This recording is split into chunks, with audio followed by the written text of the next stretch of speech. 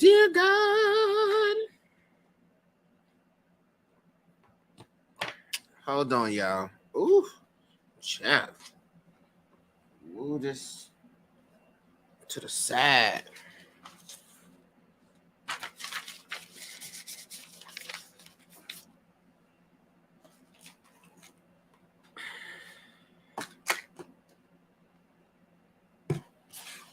Hey, everybody.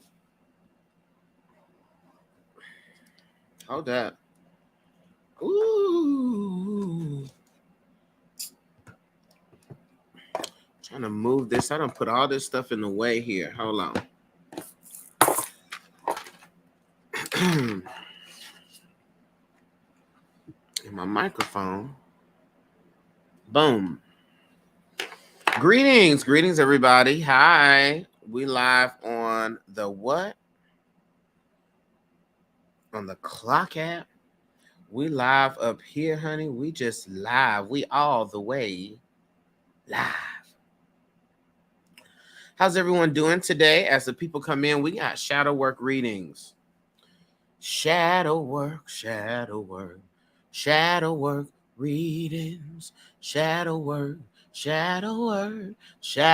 readings. Okay. We were doing this yesterday, and the people was like, do it again. And so we're doing shadow work readings today. So how the shadow work readings go is as follows. We're going to tap into the energy of the shadow self. We're going to oracle message for the shadow self, an ancestor message about your shadow work and or ancestor that you need to call forth and work with to help you navigate that, as well as crystals that you should be utilizing.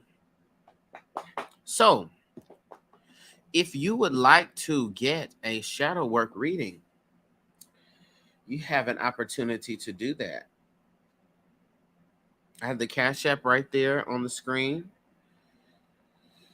In order for you to get up on the list. Hi, Gloria. Hey, Tessa. Hey, Lenore. Hi, Ebony. Hey, Kaylin. Hey, Kay. Hey, Jay. Yes, indeed. Listen. I have my shake. I don't really like it. I'm going to tell you why I don't like it. I don't really like it because I normally use an oat milk base, but this is not an oat milk base. I ran out of oat milk, but I had coconut milk. And so I put coconut milk at the bottom of this and at the base of this, and get somebody else to do it. Hi, Tracy. Tracy said, I fell asleep on the live last night. Okay, I'm screaming. Get somebody else to do it.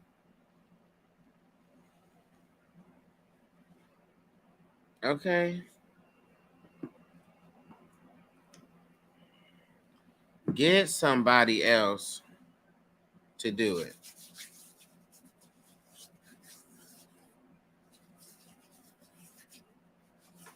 And so we are here.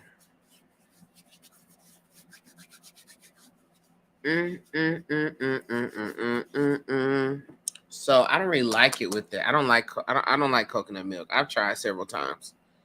Coconut milk just doesn't do it for me. Not for me. It may do it for you, but it doesn't do it for me. Not for me.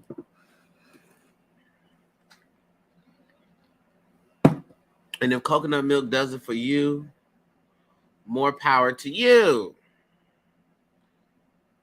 Okay? But coconut milk does not do it for me. So that's that.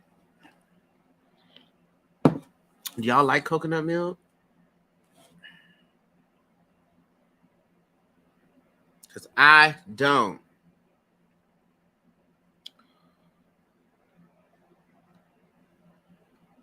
Okay, Kendra. I don't like coconut milk. Oat milk, yes. Coconut milk, no. Get somebody else for that.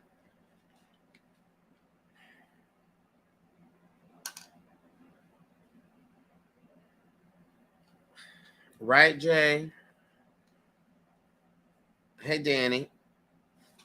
Ooh, TikTok has been difficult. Mm-hmm. Hi, Kendra.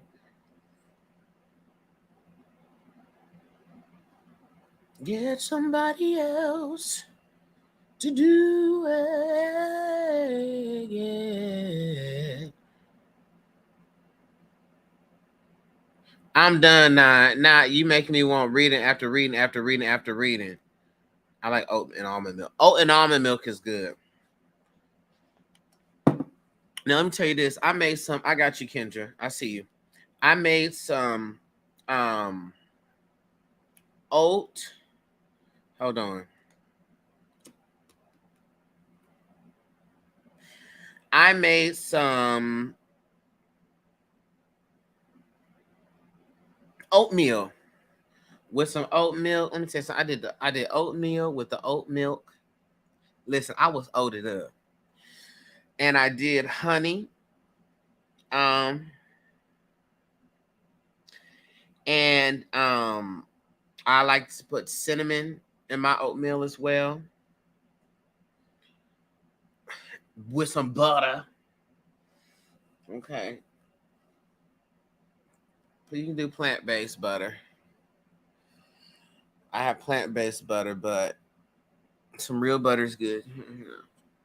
But if you want to go with strictly, then I would do it without that. But that thing hits every time. Every time it hits. All right? It hits every time. So, put vanilla in my oatmeal too. Yes, vanilla is good too. I'm going to tell y'all this. I got some Starbucks, some white chocolate creamer. I put a splash of that. I put a splash. I just put a splash of that. And it's good. Mm-hmm. I just put a splash of it in. It's good. Okay. Okay, sometimes you drop a splash. Just a splash. I'm telling you, it takes it to the next level. To the fire. To the limit, to the wall. I'm feeling very whispery in my singing today. Through the fire. Through the limit, to the wall. For chance at loving you, I'd gladly risk it all. Sometimes you gotta whisper. Through the fire, through whatever come what may, for a chance at loving you, take it all away. Whisper, away, right down to the wire, even through the fire. You gotta whisper, fire. Whisper a praise, okay? Stop hollering. Sometimes you gotta whisper. Okay, Kendra. Here we go. So, as a reminder, we're doing shadow work readings today. The purpose of these readings are to highlight what is going on with your shadow work, give you some places, some things to focus on. We're going to tap and see what the energy is in the shadow work, because the shadow work is not always negative, right? We be having this thing like, Lord, I'm diving into the trauma, and it's like, it's not really, yes, it's Cash App. It's not really that all the time. The shadow, we've coined it in the lighthouse as journey work. So really taking the time to look at some things that you may be doing, operating in, that is outside of your awareness, that you need to correct or redirect to what? Okay. So we have Kendra first on the list, and we have Tessa. And so let's go ahead and begin. I'm going to say my prayer, Kendra, and we will get started.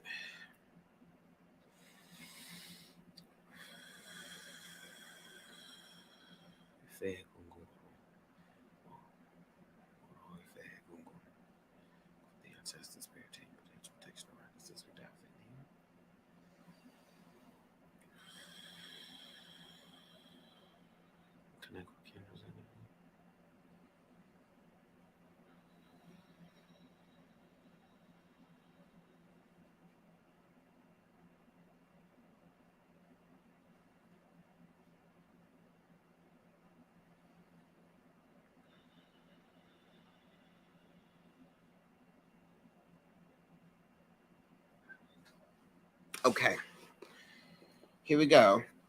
Let's see what's going on in the energy here. Kendra, I want to begin with the first thing. Oh, Lord, I'm going to mess my stuff up. Oh, wait a minute, wait a minute. Wait a minute, wait a minute. I want to begin with the first thing that the Spirit was showing me, Kendra. The first thing here that the Spirit showed me was you sitting in your bed, okay? And all of this information was passing through. This is before I'm pulling on the energy, but this is the channel part. All this information was passing through your ears, and you were doing nothing with it. Nothing with all of this information and all of this knowledge that was passing through your ears, okay? Part of what the Spirit is talking about here is you needing to examine why and when this occurred in your younger years, where knowing the truth but not moving with the truth was a protective mechanism, right? Was a defense mechanism. And so this choice and decision to be stagnant, right? To be stationary, because I know all this, but if I don't do anything, then I don't run no risk of harm. I don't run no risk of anybody saying anything. I don't run any risk of any problems, anything occurring. Okay.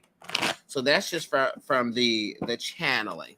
All right. So part of the shadow work for you is to look at why it is that you choose to be stationary when you are getting inundated with truths and breakthroughs, even about yourself. Spirit, what do we have in the energy of Kendra? Shadow. Okay. So let's look here. The first thing that we have showing up here is fear. I can do it here. It's fear.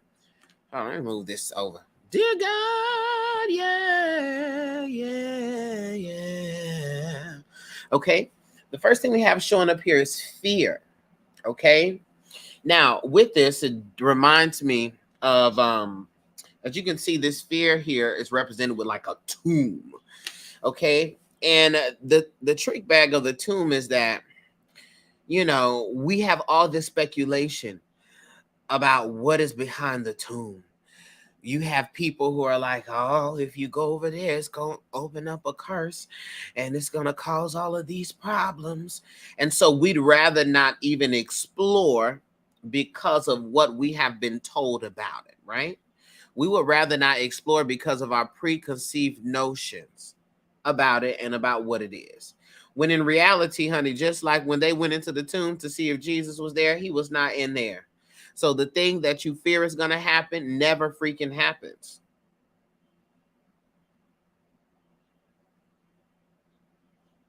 The thing that you fear is going to happen never freaking happens because there's nothing in the tomb. When they opened up that tomb and they said, he is not in here. Choosing to not explore these things out of fear and again, remain stagnant, be like, okay, we're just going to keep it closed. And that creates all of this unnecessary hysteria when if you just confronted the thing, went to it, explored it, you will see that 9 times out of 10, and really 11 times out of 10, it is nothing that you thought that it would be, especially from a negative standpoint. What else shows up here in your shadow is sadness, as well as kind of like an avoidance of the sadness. Okay. And how, either showing your emotions, you tend to, just like that tomb honey, lock it away and store it away. Okay. And so that there was either a punishment or some negative effects that would come from you displaying your emotions when you were younger. So when it comes time for you to be emotional or emotionally available, it's challenging for you. And you put a wall up. Okay. And so working through the fact that you can be emotionally available and not and vulnerable and not render a consequence. Okay. Because that is what's present in your shadow, that there is a consequence to your emotional vulnerability. That's why I be having to learn from experiences, not just from others' perspectives. Right. Okay. Also in the energy is a confirmation to what the spirit was showing me here. Let me see if it focus. It is consciousness. It's the card that comes up. And so this is, again, is awareness, but stopping at awareness. Thank you for letting me know that this is the problem. But if you think that I'm going to do anything about it, think again. All right. So stillness is not supposed to be a coping mechanism, right? Stillness is to be used to get information as to what to do next. Okay? That's the purpose of stillness, right? So that's why we have the fight, was the fight or flight or freeze. We learned about the collapse, right? And so you typically default to that collapse, like, oh, wow, this is great information, until you are forced to have to do something, forced to have to move. And that just creates a lot of stress. Okay. So a part of your shadow work is looking at looking at how you have weaponized stillness against yourself. Okay. And understanding, boo, that is not something that you have to do. And it's not really helpful. It's not really helpful. Okay, let's get an oracle message here as it pertains to your shadow work. Genesis, yes, OMG. Okay, so that is sitting there with the journal, being like, what was the experience where me being still and not doing anything that kept me out of trouble? Or I was, or where was it, just like we talk about the emotions, where I was punished or there was adverse responses to my emotions, right?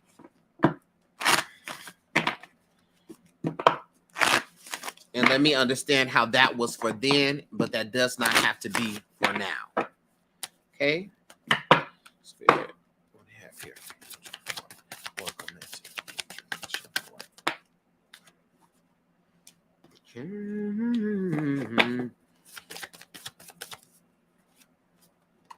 Okay.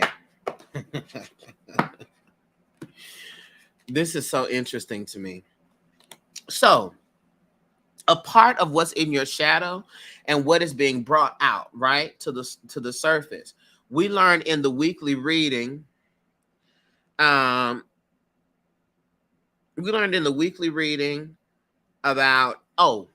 if what's in your shadow, if you don't confront it, it's coming to confront you. Well, you have this here, which is Sisterhood of the Rose. Okay, Sisterhood of the Rose. Sisterhood of the Rose is speaking about priestess and leadership energy, priestess and spiritual teacher energy, right? That you are a mystic, that you are a teacher. So the issue comes in here, and why you feel stagnant is that you're getting all of these informations, all of these teachings are choosing you, right? All of these downloads, all of this information, all of this realization, all of this wisdom is choosing you, right? But because you as a teacher, as a priestess, as a mystic, right, is in your shadow and outside of your awareness, you are just sitting on the information. When the spirit is pushing you to speak, The Spirit is pushing you to teach. The Spirit is pushing you to reach people. The Spirit is pushing you to do that because that is who you are. And life circumstances have caused you to close yourself down to that and not accept that. But that is who you are. Show them who you are. That's who you are. Okay? And you have got to accept that.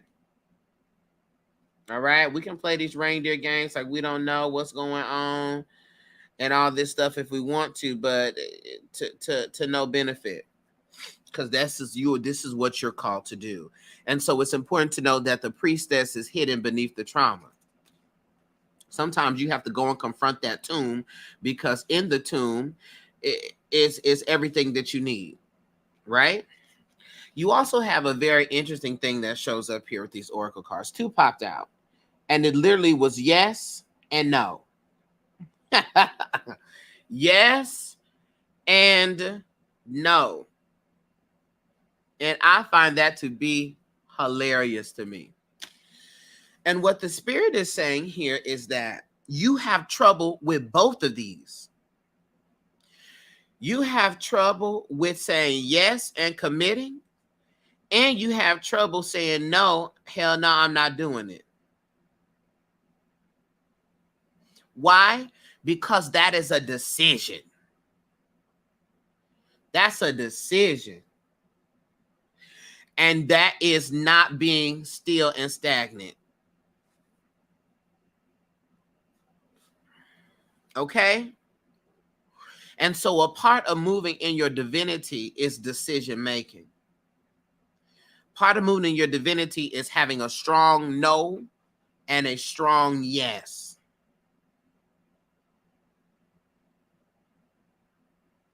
Okay? And boom, you see, and decisions have consequences. And so, again, part of the shadow work, looking at where being still and stationary or being on the fence, or you know what I'm saying, how that has impacted you. I done kicked my camera.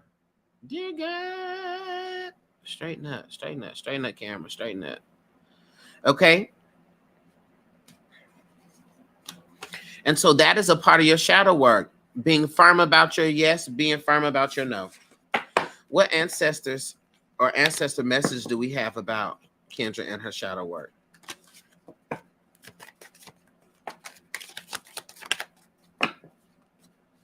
How do y'all want me to do it?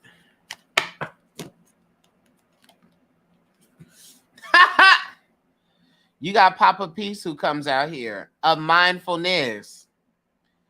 Peace of mind, of certainty, right? So what's really interesting about this is that the stillness is not a problem, but the stillness has to be purposeful, right? Because Papa Peace comes to teach us that mindfulness, patience, all of those things are necessary, right? And so you have the ability to be still. You have that. You have just been using that in a way, in an ill way. You know what I'm saying? You have been using that as a way to shut down and not make a decision, instead of using the stillness as a way for you to check in with yourself and make a firm, informed decision. All right. So this is when you call on the voices of reasons in your lineage. Anybody who operated in that space, you call on that. You connect with your Ori. Your Ori is really going to help you through your shadow work. Okay. So connect with your Ori. Papa Peace is definitely it. And I would definitely go forth and read about Papa Peace. Because there are herbs and things attached to him. And actually, coconut is one of the ones attached to Papa Peace, okay? Let's look at some crystals that you should get. Come on, Papa Peace. Mindfulness.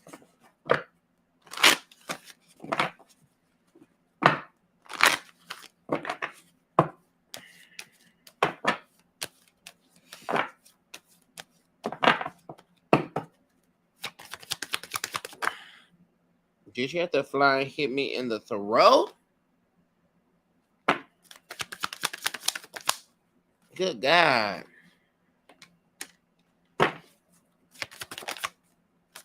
Okay. 3 crystals here. All right. We got apophyllite. Apophyllite. Apophyllite. You want to get you some apophyllite?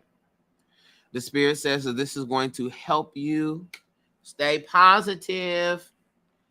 Apophyllite. We also have smoky quartz showing up here. Apophyllite, smoky quartz. Smoky quartz is specifically, in this case, for letting go. Okay.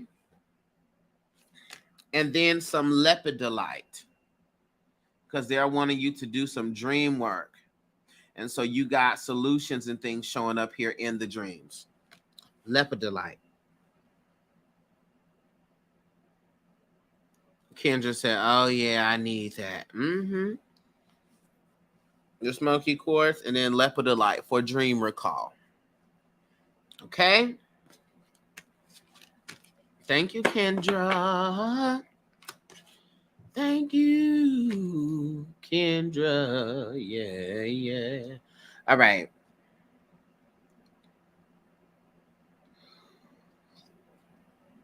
Okay. Tessa, are you here, Tessa? Thank you, Kendra. Hey, Ella. Come on, Ella. Sweet little booty will do da. Every time I see Elandria, I'm a scat like Ella Fitzgerald. Wet little but will do da. Will do. But I'm better. Okay. I see you. I see Ebony. Ebony and Ivory. What would I book if I need medium work? You would book. I don't specifically do mediumship work. There's someone that I know that does mediumship work. His name is J House. J House. J. Oh gosh, I gotta figure out how to get him to you. Let me screenshot and remind myself. I could send him to you. I was gonna say the Queen Pope, but she doesn't specifically do mediumship work. She does have spiritual consultations, and she is a medium, but she doesn't offer mediumship services. So I'll screenshot it so I can remember, and I could send you someone's information, because he's done mediumship work for me, and he was correct. Ancestors sending me to you, to be honest. Oh Lord. So that means they're going to be coming through me. Dear God.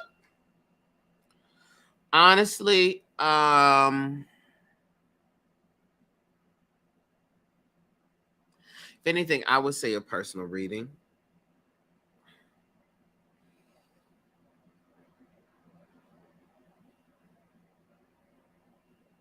I don't know why I'm meditating a little bit more. Okay.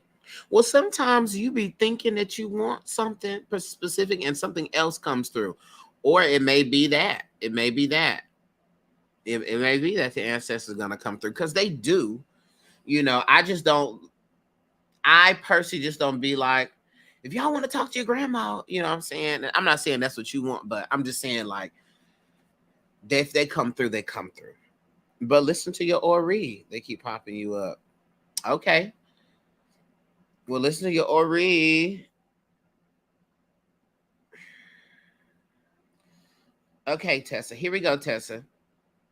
I got Tessa, then I got Doral, and then I got Ebony. Here we go, Tessa. Mm-hmm.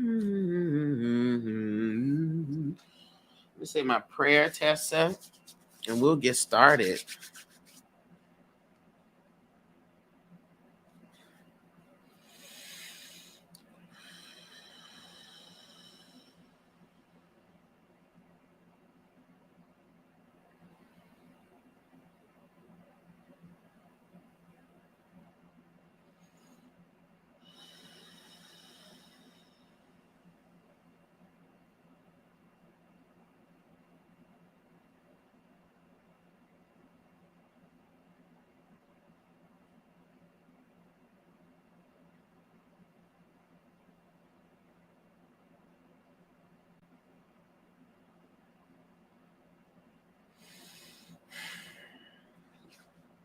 Okay, Tessa, let's tap into the energy here. Thank you.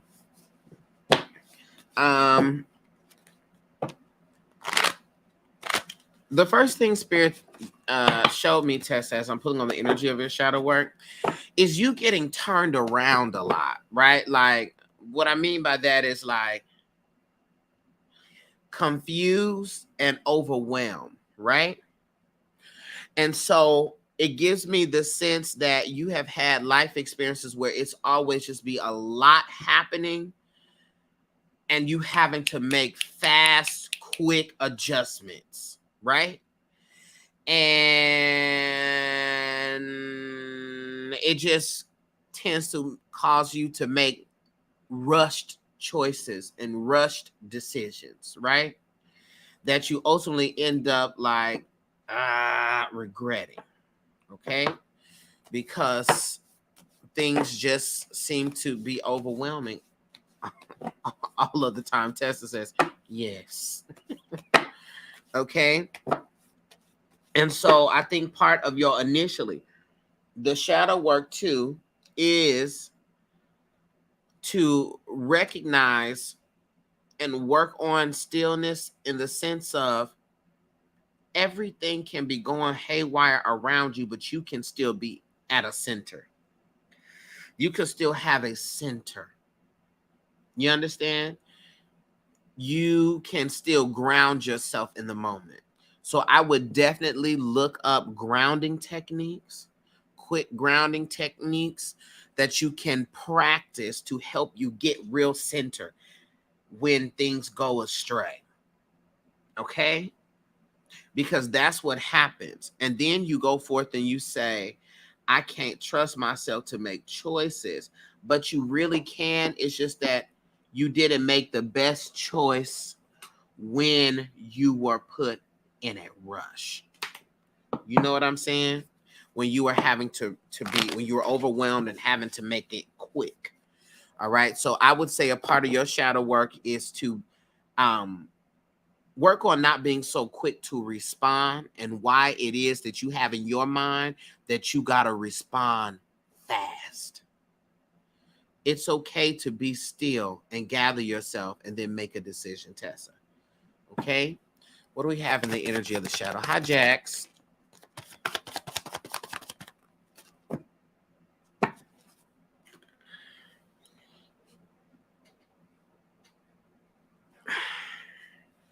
Yeah. As I stand here contemplating on the right thing to decide. Ain't that you, Tessa? Tessa, as I stand here contemplating on the right thing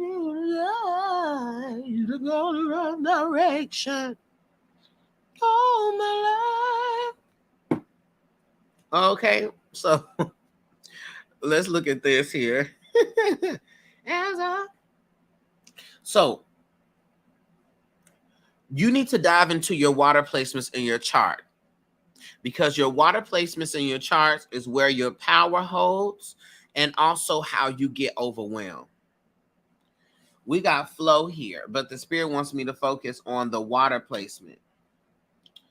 All right, look at your water placements. This is Cancer, Scorpio, and Pisces. Okay, look at that, because that's going to help you with your shadow work, because that's going to help detail where it is that you get, where you drown, girl. Okay, where you get overcome by the waves, overcome by the tidal. And I would say, even as you're doing your journaling work with the shadow work, play ocean sounds, play river sounds, play rain sounds, play water. All right, because the spirit is saying this is directly connected to your work. Okay. Also here, what shows up in the energy is caution. Caution shows up here in the energy. Caution shows up again because of what it was that I was saying, right? Hurrying and rushing into having to make decisions, right? And not taking the appropriate caution with the decisions that you make, because you have been taught that you got to do things fast and quickly. So also when you're look how you were raised, and where you didn't really have time to think and you just had to go and do, right? And this could be a powerful thing, because under pressure you can act, right? So that's good, but you don't have to live under pressure. You understand? That was something like with me, like I was I still have some struggle with this, but procrastination, because I knew that I worked really well under pressure. But that's not supposed to be utilized as the main way you work. It's supposed to be utilized when you are under pressure. Okay. That's something that kicks in when you're under pressure, when you're in a serious situation. You should not just treat everything like you're under pressure. You understand? Right, Tessa. Okay. And also, Tessa, in your energy, in your shadow self, is that you are a powerful disruptor. Pressure that isn't self-induced. Right. You are a powerful disruptor. Okay. You are normally placed in the midst of a lot of chaos stuff for you to interrupt it, not for you to succumb to it. You ever seen a movie where everybody going crazy and that one person screams, "Shut up!" Where everything's going crazy, they're like, "Stop!" Or they run over and slap the person. That's something that you have the ability to do. You are a great disruptor. You're able to disrupt a lot of nonsense. But instead, you normally take the route of being disrupted by the disruption. Okay? Tessa says all the time. Right. Right. But you got to look at that as a power. So when things start going around and going crazy like that, it is because you are meant to disrupt the foolishness. Okay? Not succumb to it. You are meant to disrupt it. Okay?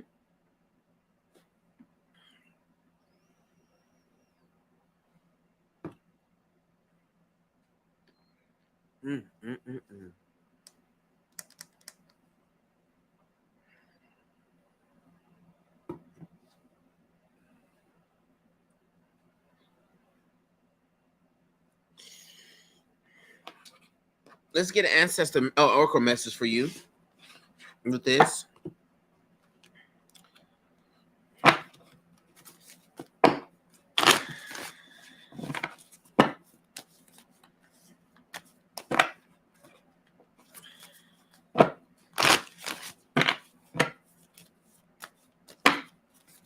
Strong determination. Tessa's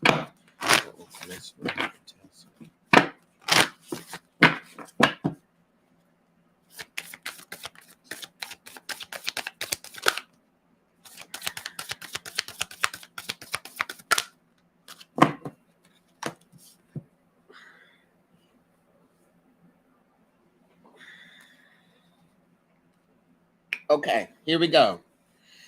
Tessa, here we go. Look at how it comes together.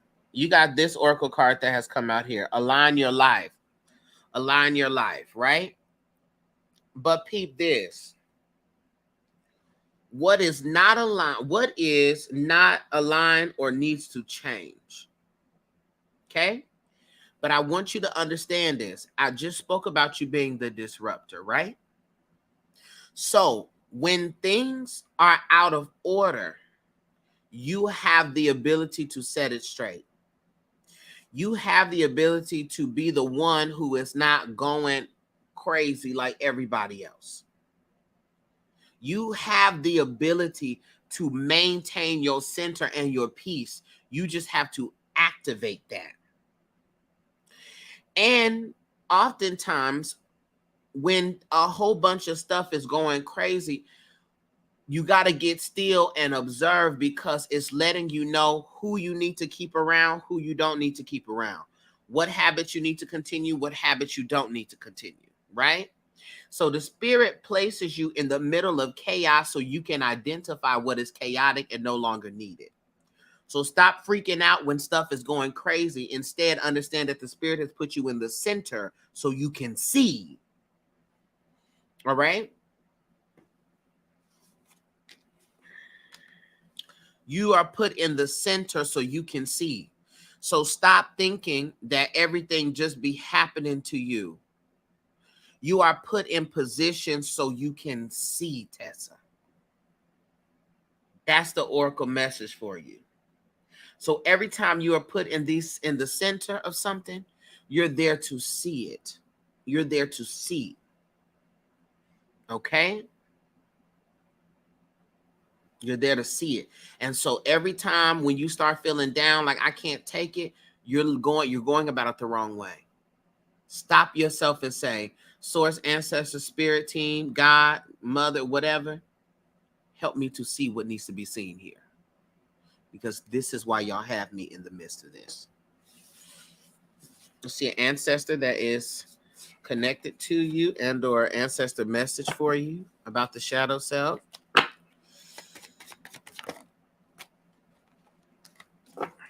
Once again.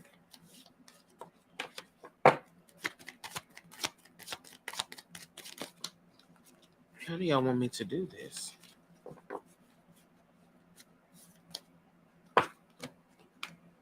Okay. What's hilarious is Aunt Savannah comes up here.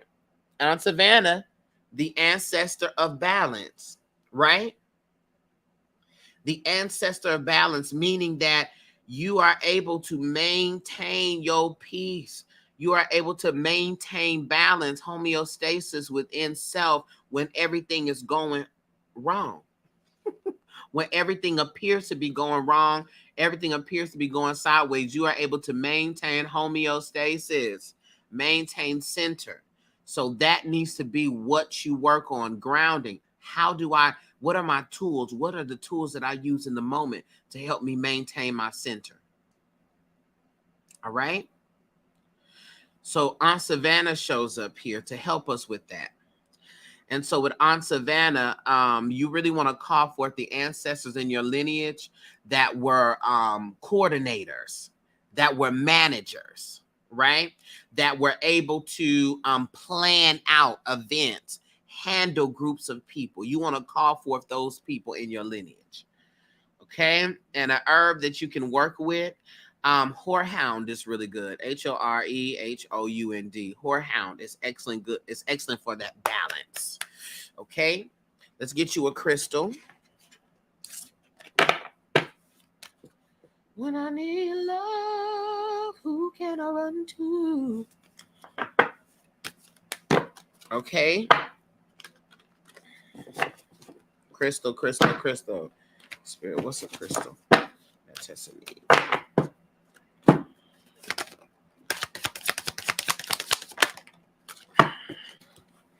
Okay.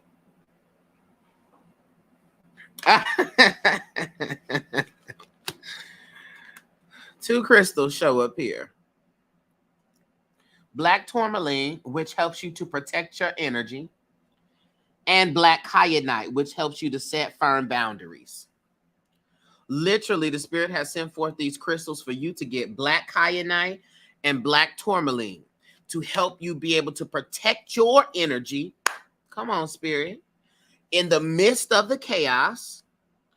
And also black kyanite to help you create the boundaries between you and that chaos. Make sense?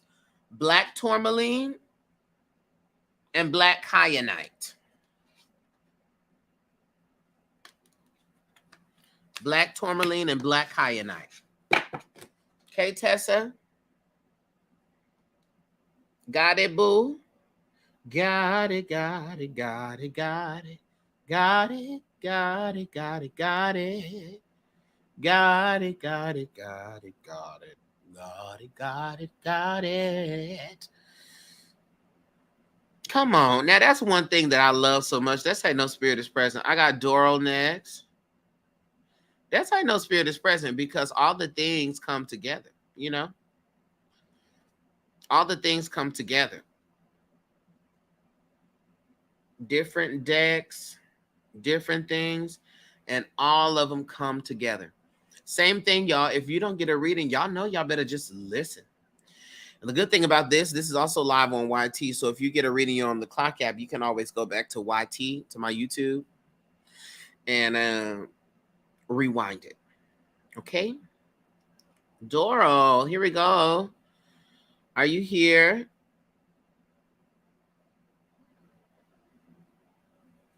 Where's Doro? I see you. I see the likes. Okay. Who can I run to share this empty space with us? Space. It's an interesting note. Space. Who can I run to? I need love. Love.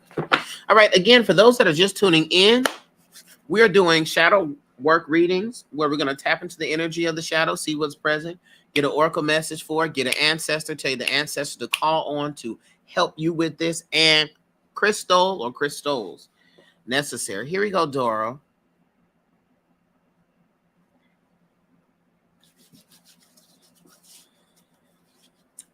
Through the fire, to the limit, to the wall. Take the view, while the risk it on. To the fire, never come one day. All right, let me say my prayer. We'll begin.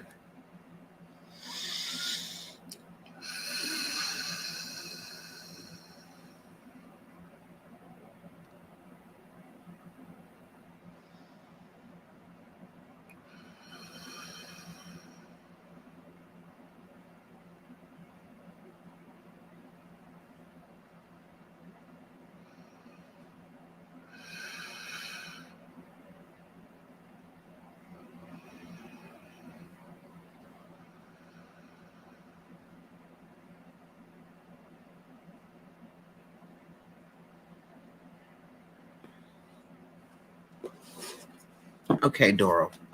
Let's look at this, boo. So, and you're on the Clock app. Okay, so I'll show the Clock app.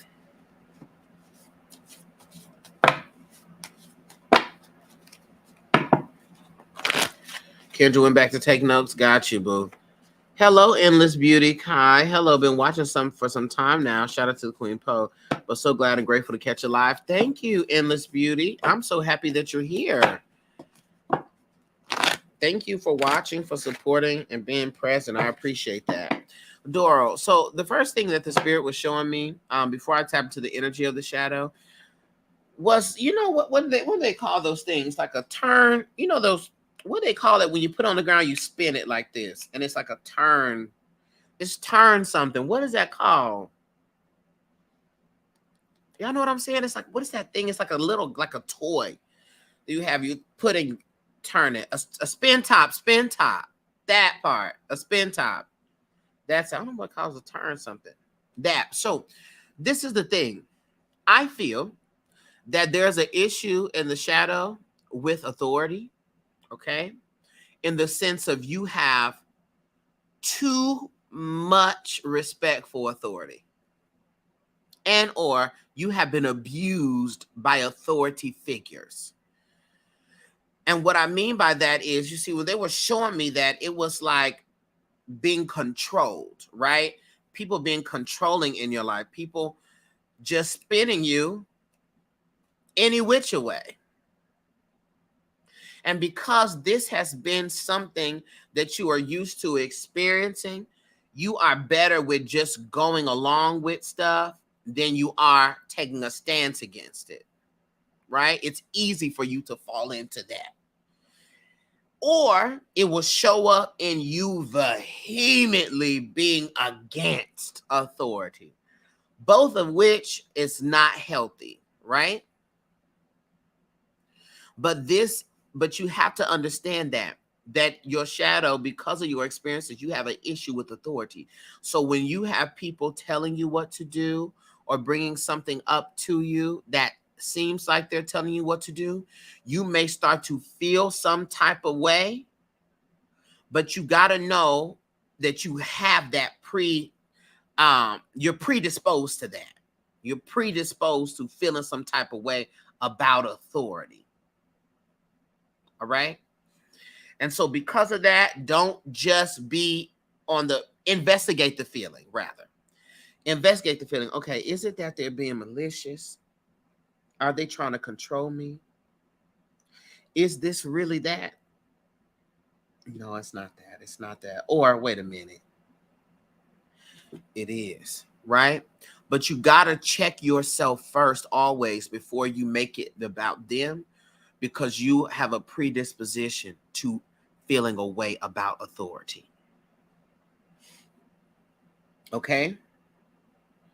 You have a predisposition to feeling some type of way about it. So you just got to know that. Okay? So check yourself first. Spirit, what do we have showing up here in the shadow energy? I have 3 people ahead of you, but these readings are not as long as my normal ones. As my channeled one, shall I say, not my normal one. So let's see what's the energy here in the shadow, Doro. Okay. So what's showing up here in the energy of the shadow? Yes. Here we go. We have a couple of things that's buried here within this shadow. Leidra, I was speaking to you, by the way. A couple of things that's buried in the shadow. One, we have hunger. Okay. So when hunger shows up here in the shadow energy, that is because, especially with authority, when the people who were supposed to be in authority were supposed to do things, they did not do what they were supposed to do. And it caused you to suffer and not have your needs met. You understand? So you have a hunger within your shadow self when things don't meet your needs. Okay? And so that is also a part of the issue with authority. When y'all should have been, when y'all was in power, y'all didn't do what y'all was supposed to do. You didn't cover me. You didn't protect me. You didn't make sure that these things were taken care of, right? So we have that showing up. Also, within the shadow, we have passion. So you are a very passionate person, right? And when you have that passion energy, it has to be channeled the correct way, because people will describe you as being aggressive or attacking, like the ooh girl, we don't want to have a talk with her because she's gonna be intense, right? And so your passion. So you're impassioned. So it's really a challenge of making sure that you are directing your passions in an appropriate way. That passionate energy, you're able to direct that in an appropriate way. Okay. And also, you are very intuitive. You have a strong spiritual energy here in your shadow that I don't believe that you really give full credence to. Okay? That yes, when you have either the visions or the dreams or the inklings, that's the spirit speaking. And so a part of your journey is to uncover that. Yes, I blocked that a long time ago. See? So you done threw it in the shadow. Not it was in the light and you sent it to the shadow. Or should I get somebody else to do it? You got to reopen that up. because that's your connection to the divine. All right? You blocked that when you were younger. Got it. So if I were you, I would get Reiki done on your sacral chakra, because your sacral chakra houses the inner child and your creativity, right? And your freedom, all of that. And the third eye chakra, so they could unblock those for you. Then I would move forward into a practice of sacral chakra work and third eye chakra work. Okay? Let's get an oracle message for you. Because I've been a very, because I was a very traumatized kid. Gotcha. And so that's where that abuse of authority and power, because y'all didn't have it under control. Gotcha.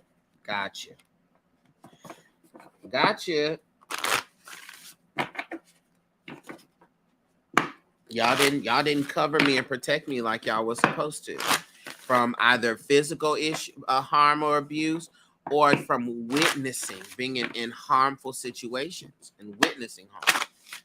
Okay? They didn't, right? And so, both. Gotcha. And so, because of that, you got to know that you are operating with an againstness, right? You are operating with an againstness. So, you tend to show up to spaces feeling in opposition. So you got to do that work so you could clear that up. Okay, because you don't want to show up to spaces, blocking people and pushing people back. Okay, because when you carry around that energy, people feel that. You know what I'm saying? And you can be like, I didn't do nothing. You didn't have to do nothing. You just showed up. It's in your energy. You know what I'm saying? Spirit, what do we have here? Oracle messages for Doro.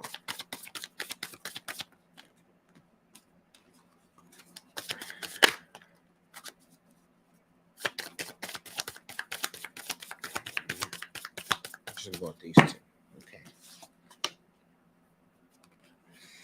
Okay. Boom. So what you have here, you have protection showing up here. Okay. Doro's is on the clock app, by the way, y'all. We have protection showing up here. This is also, now, here we go, Doro. There's 7 people in this deck. In this card, right? 7 people. We know that 7 is the number of completion, right? And we're closing cycles. We're done. We're trying to start a new one. Okay. You need to call your power back. I want you to get you a journal, and I want you to write out the people who have your power. I want you to write out their names, and I want you to write as much as you can to each one of those people about taking your power back, about giving your power back, about how they can't have your power, they can't have your energy. I want you to write letters to these people. And when you have written the letters, go in detail. Go in detail with the letter. Like, call it out. Say the specific things. Thank you so much for the roses. Hey, Real Wild Child. What's up? What's good? Go into detail. Call it out. If you feel like cussing, cuss, do it. But you have to reclaim your power back, because these people who may not be in your life or may not have control over you, but their memory has a hold on your heart.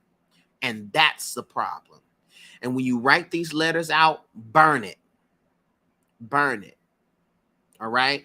Because you need to cut that energetic cord between you and those people and those memories. Let me tell y'all something real quick. I will never be someone who is against forgiveness, and as I like to call it, releasing. Because let me tell you, I learned this from a friend of mine who went through a bad relationship, and this is what he said. He said, I had to forgive him I also had to forgive the music. I had to forgive the scent. I had to forgive the colors. I had to forgive the TV shows. I had to forgive it all. He couldn't listen to certain music because it was associated with this person. He didn't like certain fragrances because it was associated with this person.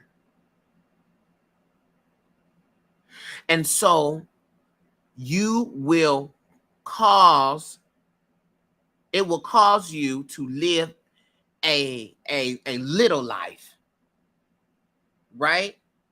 And pull you away from the things that you enjoy, the places that you love, the music, the experiences that you love, because you have an association with that person. That means that person has power over you in your life. You got to cut that cord.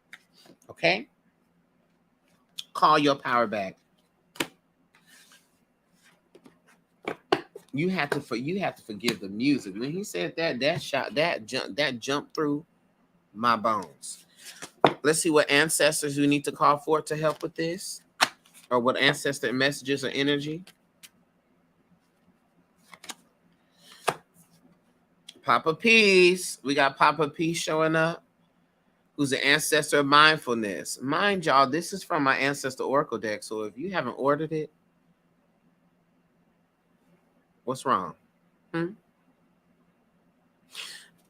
This is Papa Peace showing up. He is the ancestor of mindfulness, right? And so this is about holding your peace. This is about entertaining thoughts, holding on to ideas that keep your peace at the forefront. If you don't keep your peace at the forefront, we have a serious problem, and it needs to be done away with, okay? I'm still clearing my energy out from my last relationship, right? Right. And this is why this is for you, okay? This is why this is for you. So I want you, as you're doing this, call forth the peacemakers in your lineage. Call forth the voices of reason. Call forth the ancestors that were level-headed. Call them forth to help you navigate this. Let's get you some crystals.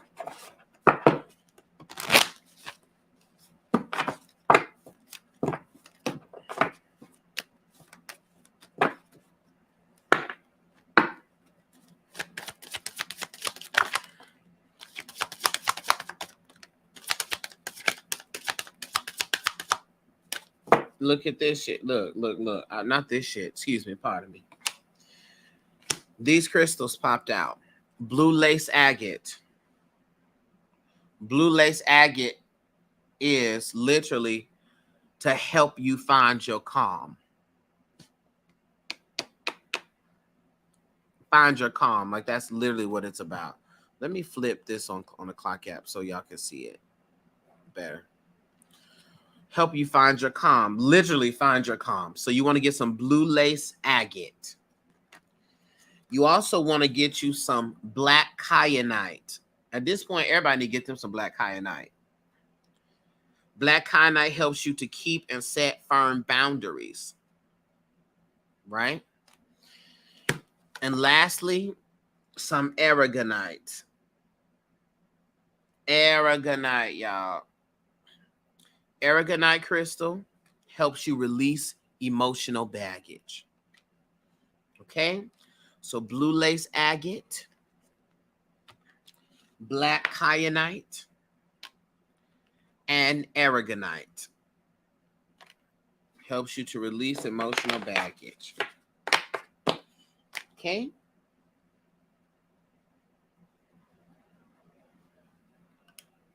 Got it. Thank you, Doro. Okay, I have Ebony next on my list, though. I have Ebony. I have Ebony right now. Then I have Gloria, then Cindy, then Khadijah, then Alidra. Thank you. Ebony, Ebony, Ebony.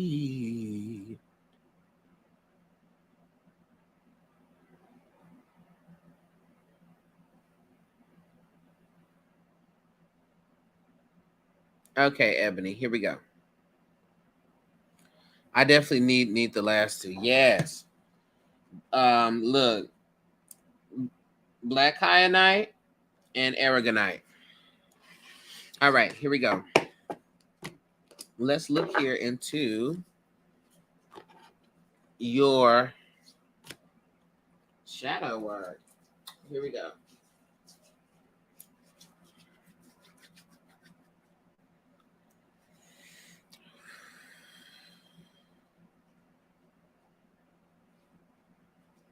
Okay, I put a lot.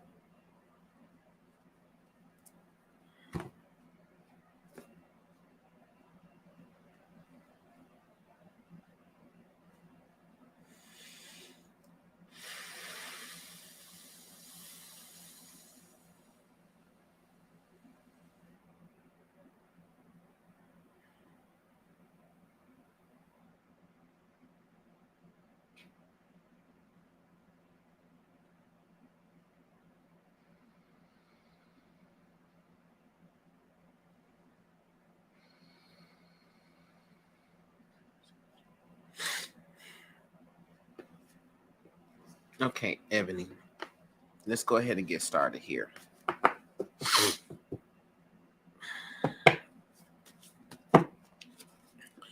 So, Ebony, while I'm putting on the energy, the first thing that the spirit showed me here was you in a cell, like in a jail cell, right? With the keys on the ground and the gate, the door is open. The jail cell door is open, but you choosing to still stay in the cage, right?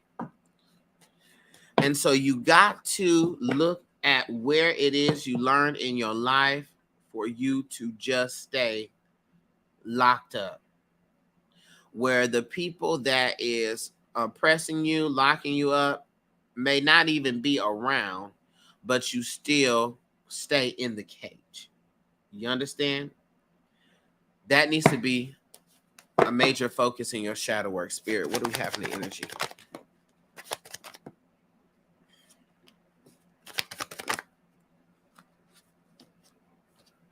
Okay. Ebony. Let's get another card, please. Okay.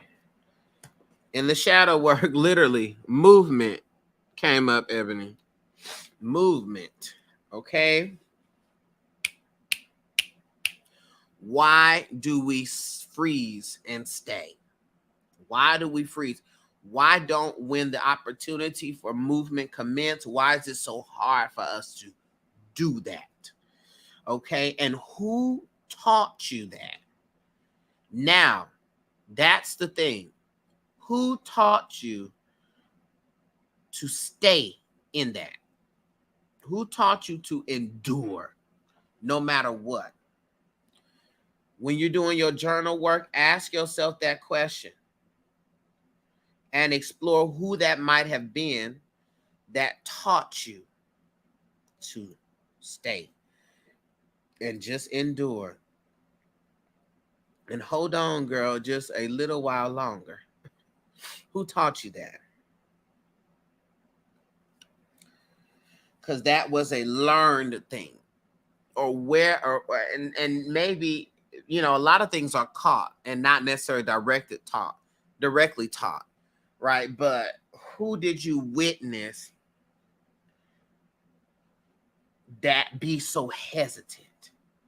And ask yourself that and dive into yourself in that way and reveal that, okay? You also have an impeccable need for rest, okay? Because sometimes people think, you know, enduring a thing is very tiring, right? It's very tiring. Very tiring. Okay? But the spirit is like, listen, your shadow self is like, girl, rest. Rest in your body, rest in your mind, and they want you to embrace an energy of rest. And Ebony, you deserve rest. Ooh, child.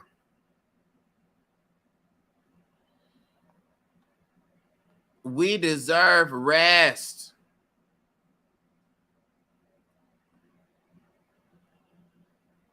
That's something, man. We be feeling bad for sitting down. We be feeling bad.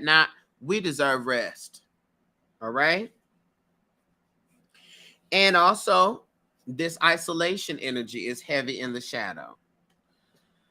Isolation. Okay. Heavy in the shadow. Where you have to do. Ebony says she was taught that rest equal being lazy. Yeah. And that's not true. But that's the thing. And challenge that thought. We ain't trying to be run down. We don't have to be on the that's a plantation thought that's passed down through our lineage. We were called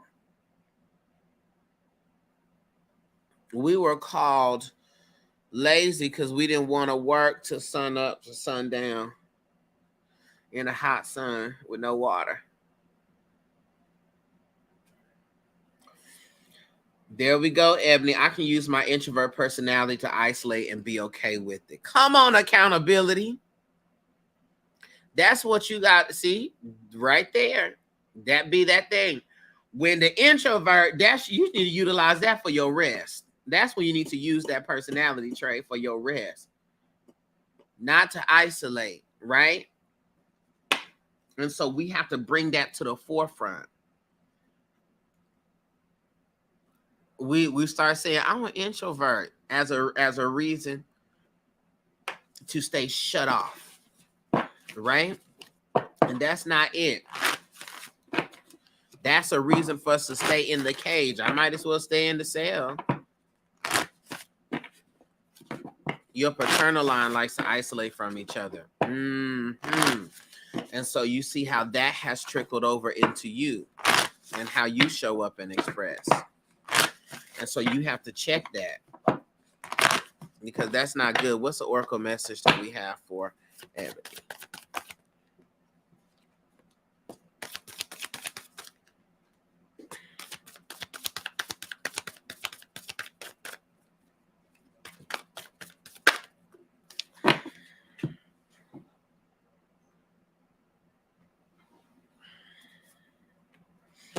Boom.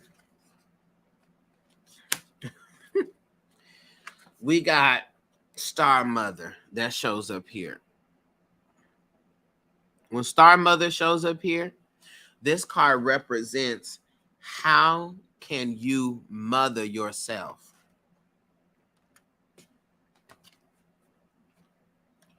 How can you nurture yourself? In what ways can you provide nutrients to your mind, to your emotions, to your being? How can I nurture myself?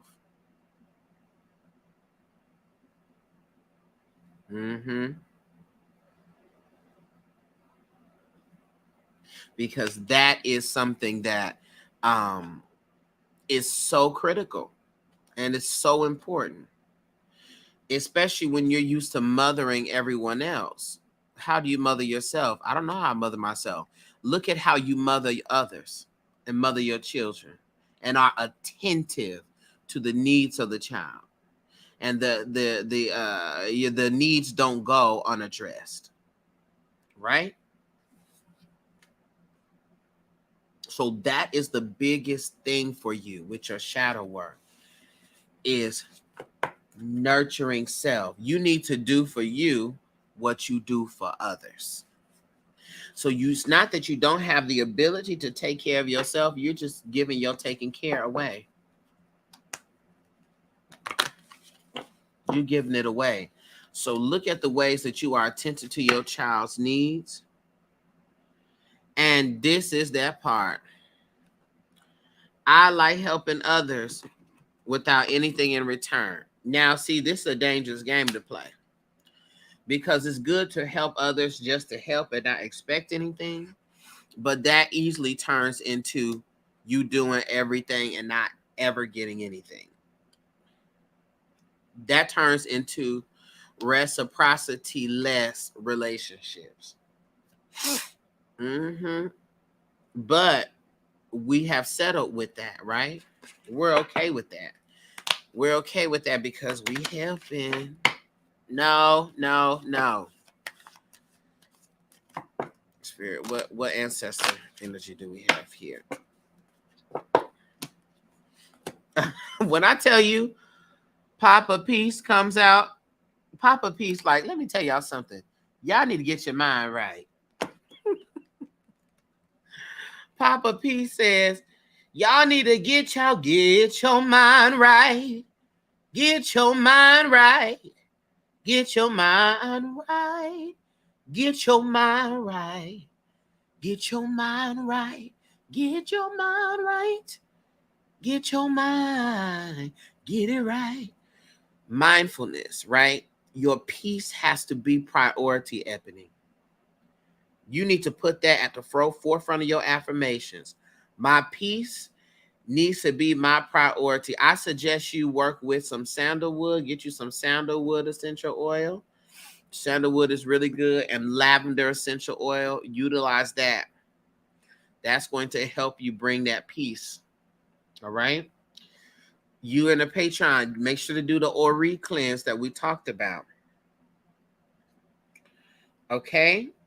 Make sure to do the Ori cleanse.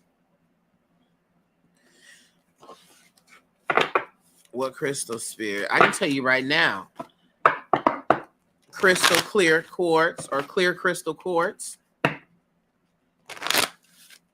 You want to get you some clear quartz crystal.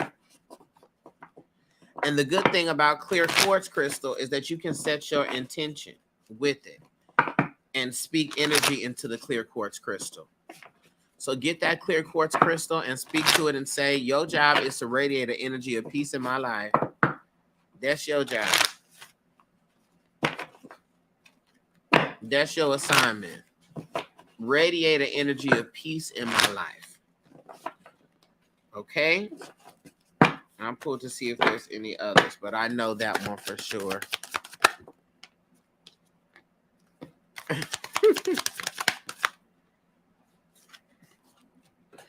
As I thought. You got angel aura quartz, which is a type of clear crystal quartz. Angel aura quartz, which is a type of clear crystal quartz, which helps to bring positivity and lightens vibrations around you. And you want to get bloodstone.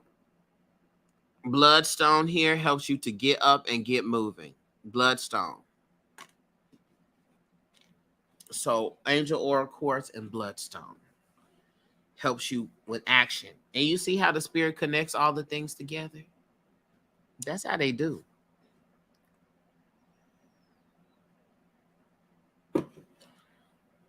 Okay. Got it?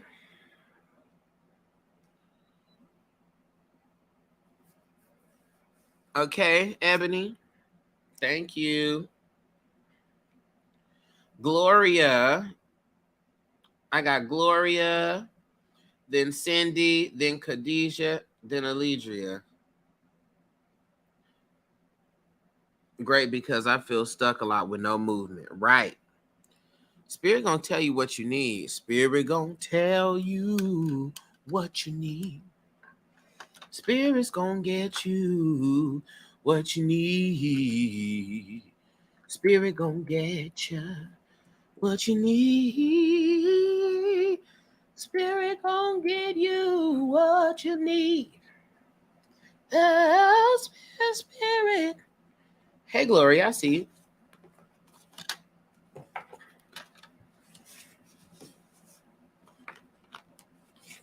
Thank you, my love.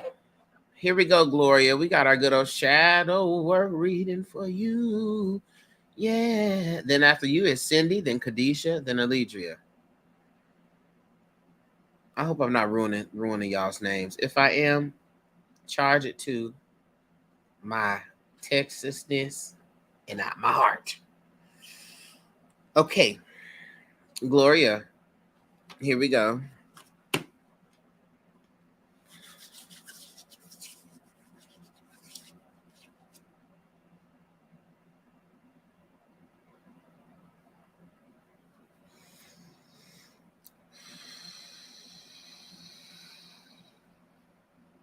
Whew.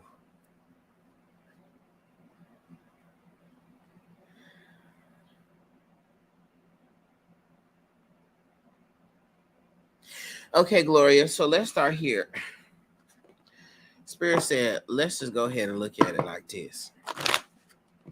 So, Gloria, a bulk of your shadow work is going to be around family. It is based in your roots. The Spirit showed me a crack in the ground coming and splitting a huge tree. So a bulk of the issues have come by way of your family. Oh, Lord, yeah. And the splitting and the breaking up of the tree. Okay? And this lets me know with the women in the lineage. Okay? And so a lot of what you've learned with how to navigate through life or how to respond to situations have come from the family, but also from the women that you witnessed. Okay? And so it's important to know that sometimes it just happens like that. It just happens like that. And you need to explore that. So part of your journey work is looking at your relationship with the women that you witnessed. And what did you learn from them as to how to be a woman and how to show up? What do we have in the energy here for Gloria in her shadow?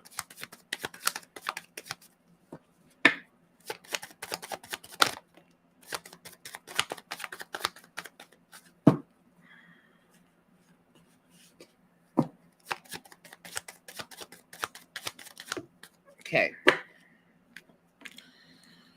So what shows up here in the shadow is love, right? Girl, you can love somebody like nobody's business. You can love somebody like nobody's business. And that is an excellent, powerful thing, but it also can be your demise. Because you can love somebody to your own detriment, and that is when the issue arises. When you love someone to your own detriment. When you love someone and show up for somebody and participate with somebody and it's messing you up in the process. Okay? I feel like we also have trust showing up here in the shadow. And with trust showing up in the shadow, this lets me know that that's also another thing. You have been hurt by way of being too trusting and putting too much faith in people and then betraying that trust.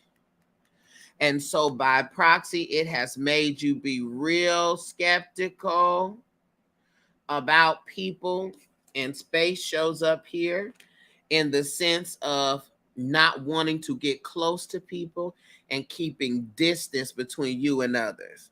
And so while, yes, you do have to be mindful of your space, while you do have to be mindful of your space and of your environment, you also have to make sure that you are not purposely booting people out and keeping people away from you because of what your previous experiences have been. Okay? And that's something you need to examine. In what ways have I been kicking children and the folks to the curb?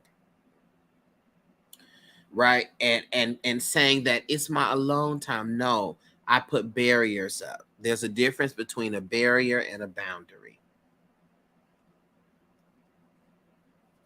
There's a big difference between a barrier and a boundary. A boundary lets people only get so far. A barrier doesn't let anybody in at all. A boundary lets certain people in by choice.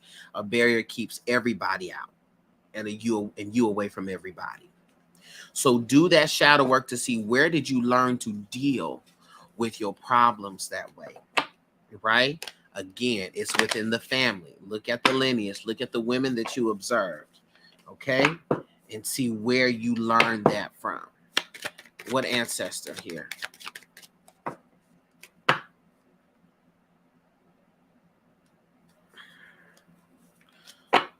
What ancestor energy do we need to?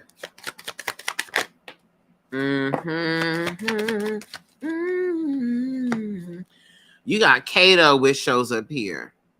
Cato here is the ancestor of travel. Come on, Cato. Ancestor of travel.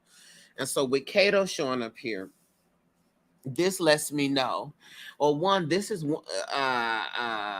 telling you to call on the ancestors, honey, that were travelers, the ancestors that went to and fro, the ancestors who love to journey, right? Who love to move forward and move on, okay? Because this has definitely been a stuck feeling for you, right? Not feeling as though you would be able to deal with this, you know, not feeling like you're going to be able to move forward from this.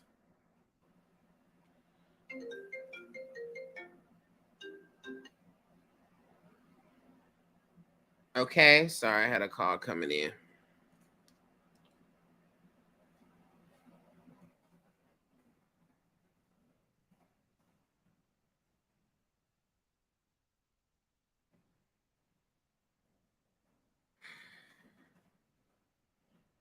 Okay, and so you got to call forth those energies, okay? And this is an energy of movement, wanting you to get out and go and visit and travel and head places and see things. All right. So to move outside of your barrier and maintain your boundaries, you can do both. All right. So call forth those ancestors to help you with that movement and that progression. All right. I definitely want you to work with High John the Conqueror, because High John the Conqueror is a root that actually helps you with travel, but it helps you to conquer along the way. Okay. Let's get you some crystals, boo. That's going to be beneficial for you.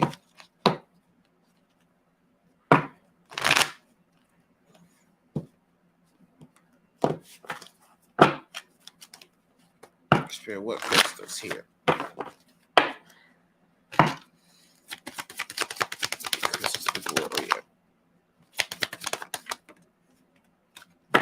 Okay.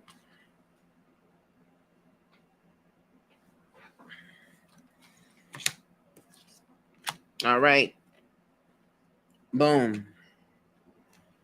Aragonite shows up here. Aragonite helps you to release emotional baggage. So you want to get you some aragonite. Okay. You also want to get you some apophyllite. Apophyllite. This is going to help you remain positive. You want to get you some garnet. And garnet is going to help you to ignite your passion. All right. So to help you feel inspired again, you know, to help you feel inspired again. That's critical. Okay. So apophyllite, aragonite, and garnet. Okay. Got it, Gloria? Thank you.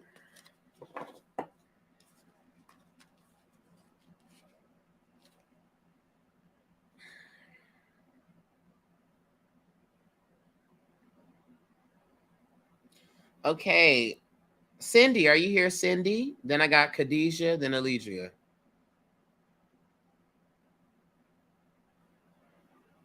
Cindy, are you here, Cindy?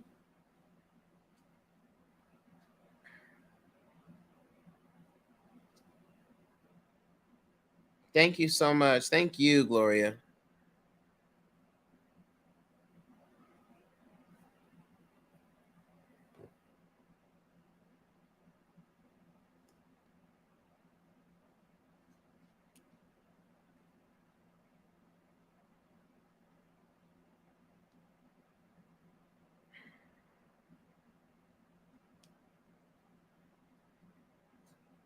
I see you, Cindy. All right. Let's dive into it, Cindy.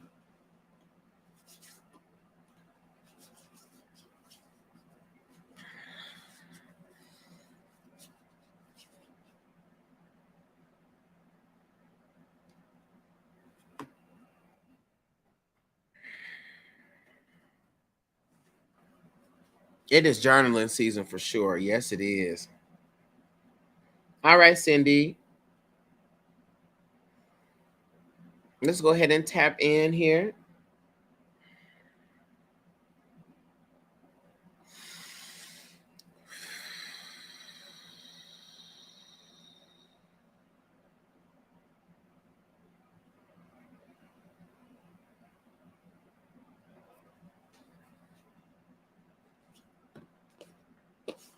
So, Cindy, the first thing that the spirit showed me was two separate flags, one going this way, one going that way. When they're showing me this flag, the flags seem to represent two different people or two different types of people, or like almost like two different teams, if you will. And I feel as though, Cindy, you have had to have the experience of always being in the middle of two people or two opposing sides, and all that pressure being put on you, okay, to make a decision. Choose, pick a side, pick a this, pick a that. And it always puts you in a place because you think both for everybody is wrong and you think everybody is right. So it's always put you in a position to have to be in the middle, right? To have a split and torn decision. And I also feel as though you've not wanted to say anything either way because you don't want to offend these ones over here. You don't want to offend those ones over here. And so you shut down. Okay. And so that shows up when it comes to decision makings and things for you, because you're not trying to mess up either way. You understand? So examine that in your journey. Where did you learn that? What were those experiences like? Right? Let me also look at this. What do you have in energy field for Cindy?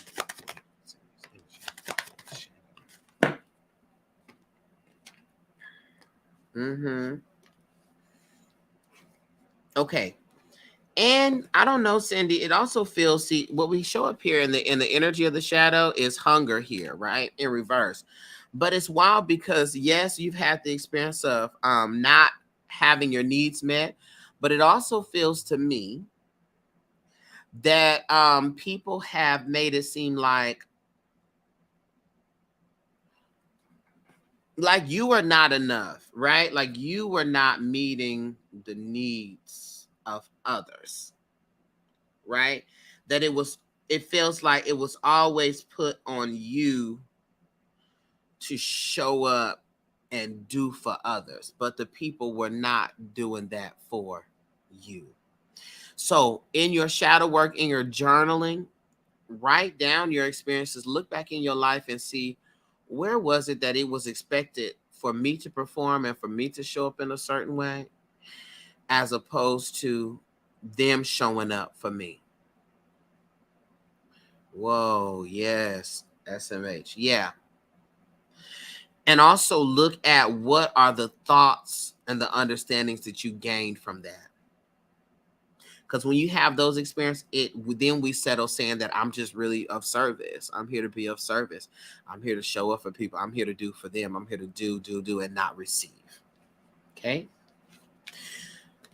And so the problem is that you doing for others limits and inhibits what it is that you want to do for self. And so you end up not doing for self enough and focusing on your goals and your craft and your skills enough that you then have developed a fear of success. Okay. A fear that you don't have time to do what you want to do, a fear that the opportunity for you to do it is no longer there. All right. So I need you to combat those thoughts and let yourself know daily, time is not running out and I cannot miss out on what is destined for me. There's nothing I can do that can interrupt my destiny.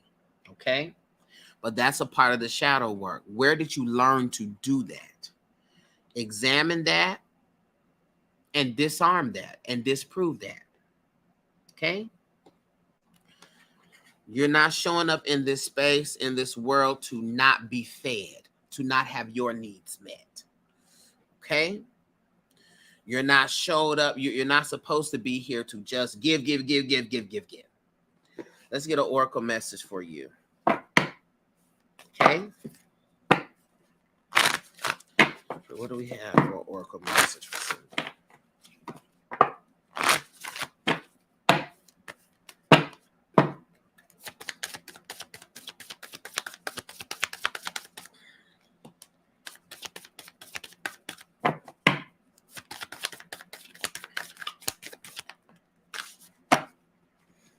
I'm telling y'all stick around. People's readings will come and bust you upside the head.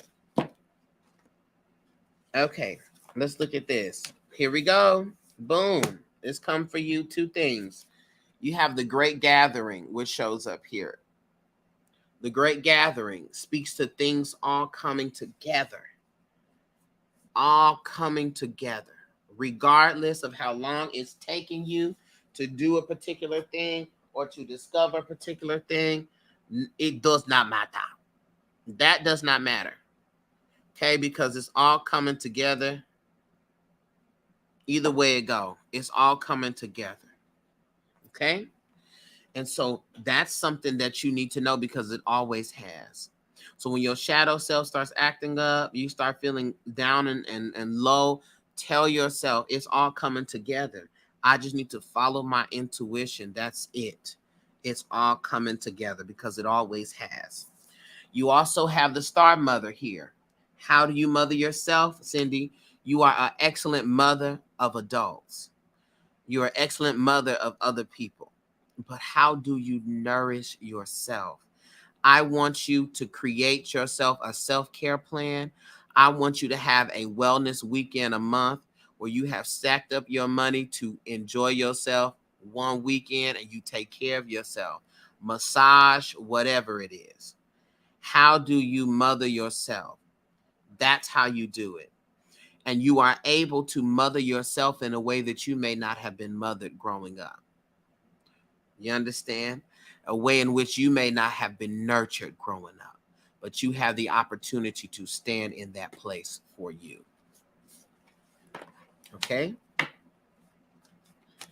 Let's see what ancestor energy we need to be working with and calling on. Miss Sarah. Miss Sarah is the ancestor of mothering. You can't make it up. You have Miss Sarah showing up here. Okay, you can't make the things up, y'all. I'm live on YT as well, y'all. So if y'all want to watch the playback, go to YT.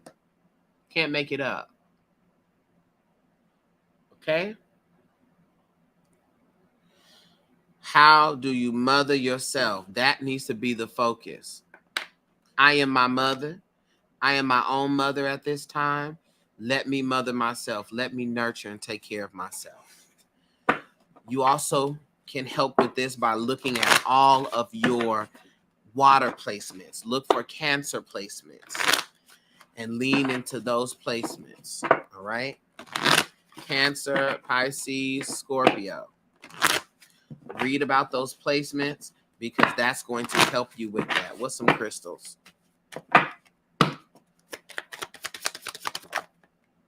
I'm tired of getting knocked in the throat for y'all. Personally, I don't want to be knocked in the throat. I'm tired of being knocked in the throat. Okay. All right. 2 crystals. Boom, boom, boom, boom, dun, dun. Rhodochrosite. Rhodochrosite is going to help you to remember your worth. Hello. Help you to remember your worth. Rhodochrosite. Okay. Rhodochrosite is a crystal that helps you to do that, as well as, boom, golden healer quartz. Okay. So with this golden healer quartz showing up here, this comes to speak to that ability within you, how you mother other people, okay, how you take care of other people, but the time has come for you to be that golden healer for yourself. Okay. Thank you, Sandy. Thank you, Sandy. Yeah. Okay. Thank you, Cindy.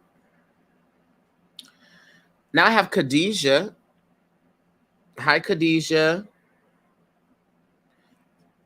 And then Alidria next. 3, 4, 5, 6, 7, 8. I have room for 2 more on my list. So if you would like to get on the list, go ahead and slide up there. I love this reading. Thank you. You are so welcome, Cindy.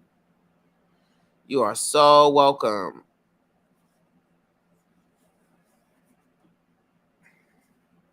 I see you, Khadijah. Khadijah said, I've already been 5-piece before the reading. Let me tell you something. One thing the Spirit does is places you exactly where it is you need to be. Okay? And that's a fact. You're always going to be exactly where it is you need to be. And so that's why I tell people, you don't have to get a reading when I get on here. Just sit here and listen. And the Spirit's going to come and politely tap you on top of your forehead. And it's going to be a beautiful thing. All right. Here we go, Khadijah. Thank you for your patience. Then I got a leader after you.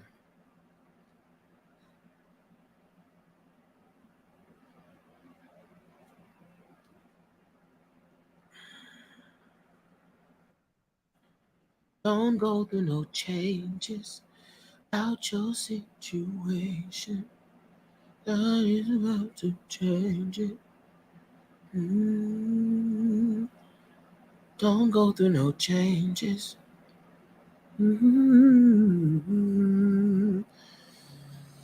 Okay. Here we go, Khadijah. Okay.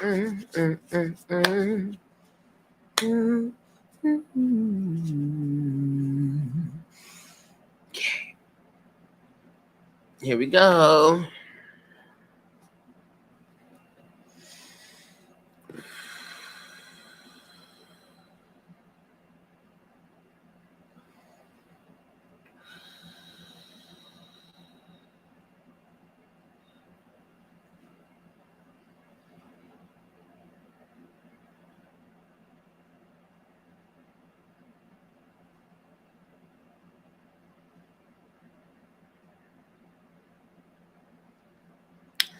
Khadijah,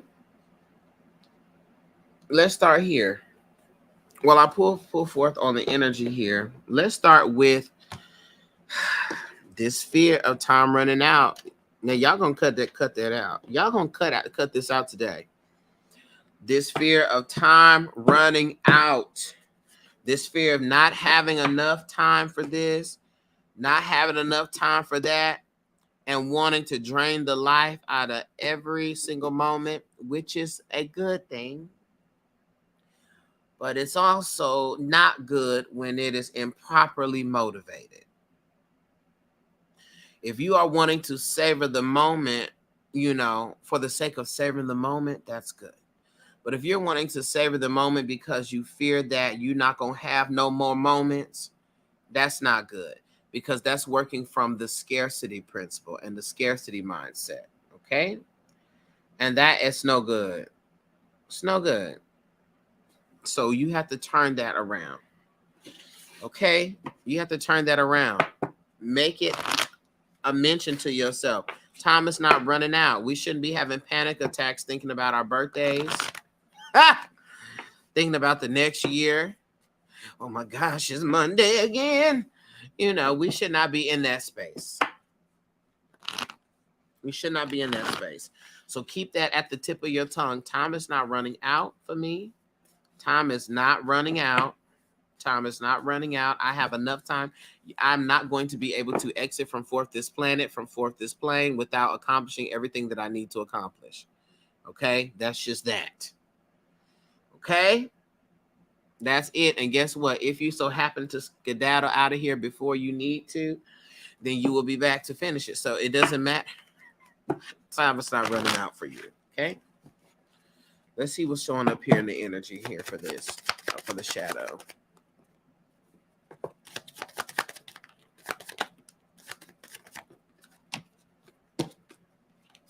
Okay, right here, boom. There's a lot of disappointment. A lot of disappointment that you keep locked away, and your disappointment tries to surface as anger when it's really sadness. Okay? Stored in your shadow. So it's important for you to acknowledge and address, even if it's within yourself, on paper. I prefer it on paper. And write out so you can say, write it, read it, say it, be it, and do it. Okay. So you can see who are the people that have disappointed me. Who has disappointed me? Who has disappointed me? Why was it disappointing? Right? And call that thing a thing, because it's settling in your spirit as anger, and it will then mature into bitterness. Okay? There is also in your shadow rejection fears, fear of being rejected, of not fully being accepted in your authentic self. This comes with connection to family and for relationship partners, so forth and so on. This fear that there's going to come a time, even if you accept me right now, that you're going to flip the switch on me and be like,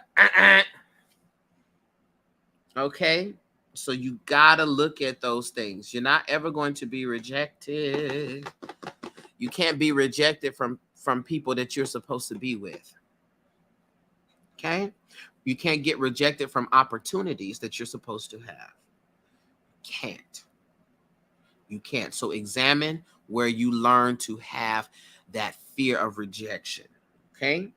And also, let's talk about this isolation energy. And here it goes. You love really hard. You're also someone that loves so freaking hard to your own detriment. Okay? And when you do that, people disappoint you because they can't love you as hard as you love them. That you are not happy with their capacity. Okay? And we be over it. And so what you then do is result to isolation, which you cannot do, because isolation is different than solitude. Solitude is when you are with yourself. Isolation is when you are alone. Okay? Solitude is when you are with yourself. Isolation is when you are alone. Clock app, my phone is getting ready to die. So y'all better come over to YT. Darcellandre, I'm on live on YT right now. Okay? Come over to my YouTube. If you go to Darcellandre on my YouTube, because I have to run downstairs to get my charger. Do I have wait? Yeah, it's downstairs, so it may die before I go do that. Okay? Let's look at this further here. I got you, Walter. Let's look at this further. We got the energy. Let's get an oracle message for you in this space. Okay? Spirit, what oracle message do we have for Khadijah?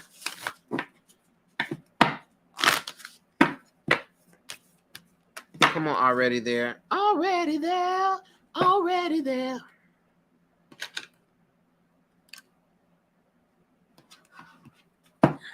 Okay. Oh. I see you, Walter. Oracle message do we have for Khadijah?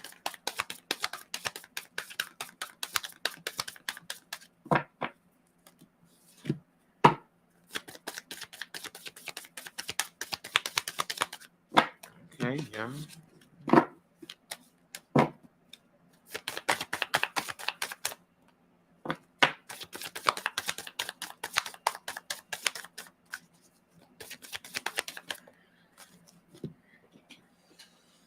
Okay. Khadijah, we have to really capitalize off of the power of no. All you got to do is say no. Okay? What is the fear attached to no? Rejection, right? Being told no, you don't want to be told no, so you don't say no.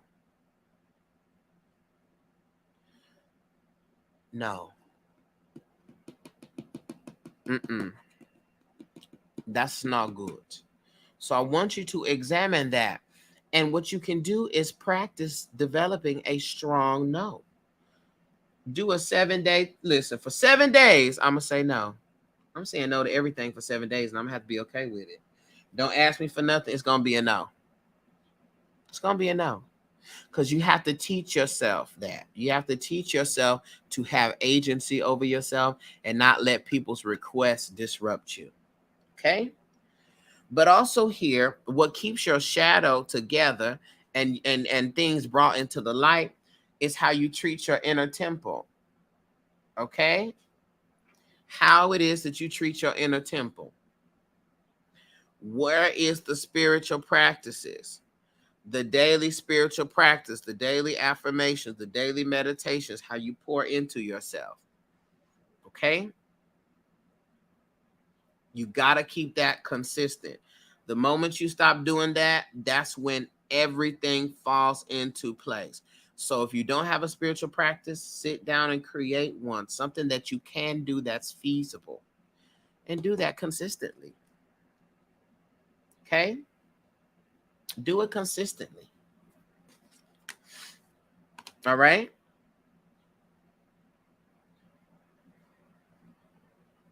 Let's get some ancestor message for you.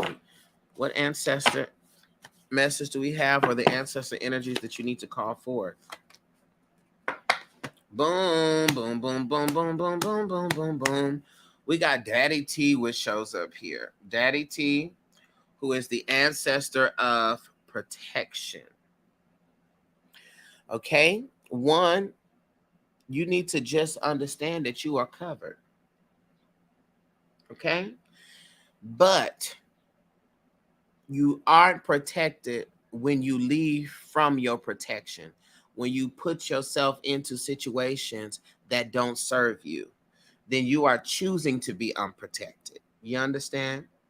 So what I want you to do is call on the protectors in your lineages, call on the military men and women. I want you to call on the protectors in your lineage, on your ancestors, to help you with this, to help you master this protection energy. Okay? To help you to protect yourself from the thoughts of rejection, to protect yourself from these outside things, and to keep yourself connected. Call on them, because they clearly want to be connected with you. All right? Those are the energies that you need to call on. And you also have Papa Peace, who comes out here, right?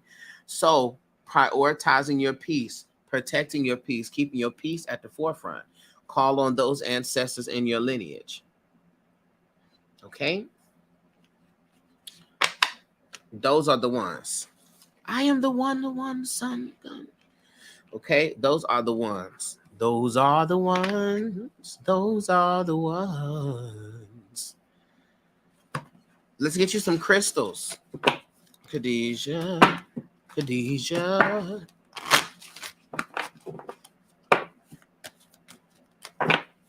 What crystals?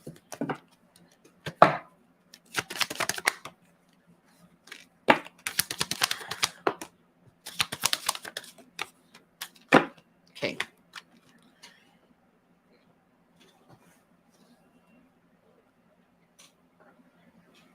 Here we go. Black tourmaline. Black tourmaline. Protect your energy. Black tourmaline. Get you some black tourmaline. The Spirit also wants you to get some Amazonite.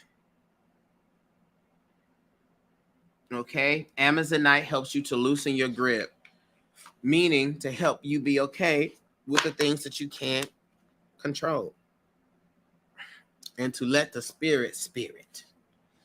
Okay? Black tourmaline and Amazonite. Those are the crystals you want to get. Okay, Khadijah? Thank you very much, dear. Alidria, and then I have Walter. Okay.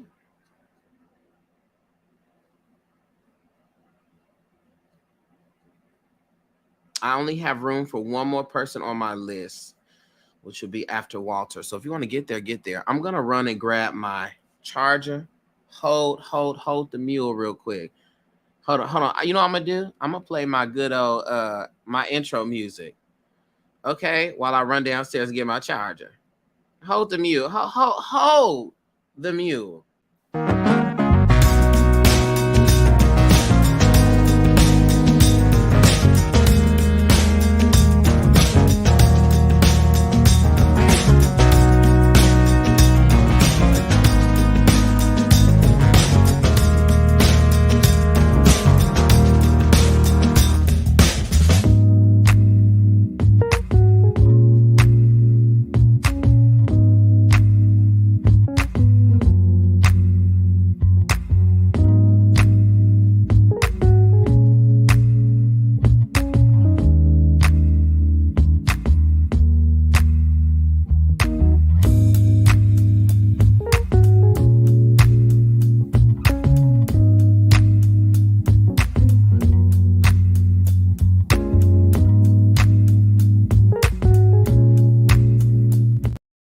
Okay, we done. I got it. Yes, thanks so much. So grateful. You're welcome. You are welcome. Okay, I hope y'all got 5 seconds to jam out. Alidria, are you here, boo?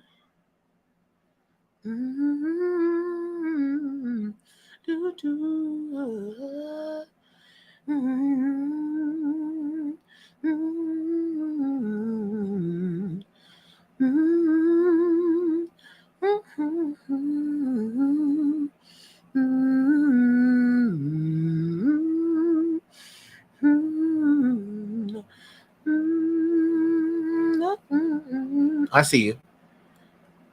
All right.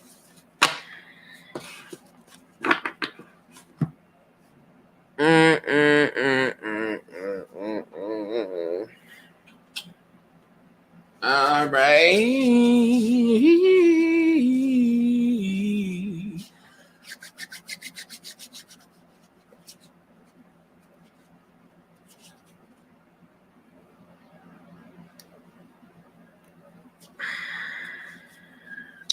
Let me say my prayer, then get started.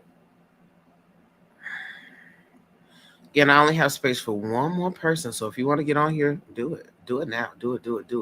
Doing it and doing it and doing it. Yeah. Okay. Here we go.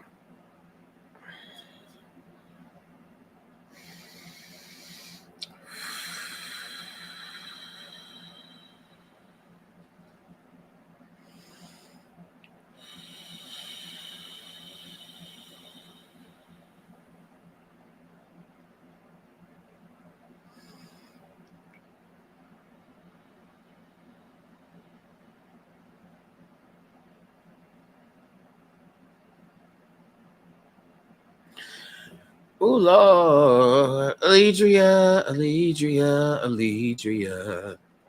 While we're pulling on the energy here, I want to say they be pulling you. There's a song from the Addams Family musical that says, I'm being pulled in a new direction. I think I like it, but you don't like it. You get pulled and yanked in all directions. The Spirit literally showed me people pulling you this way, pulling you that way. Why do you have to be the problem solver for the world? Examine in your childhood where childhood, young adulthood, teenagehood, whatever. Examine where you were given an immense amount of responsibility that was inappropriate, where you had to be responsible for people that should have been responsible for you.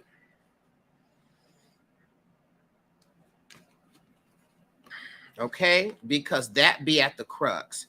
And that causes you to overstep your boundaries with people or overstep their boundaries because you're used to doing everything.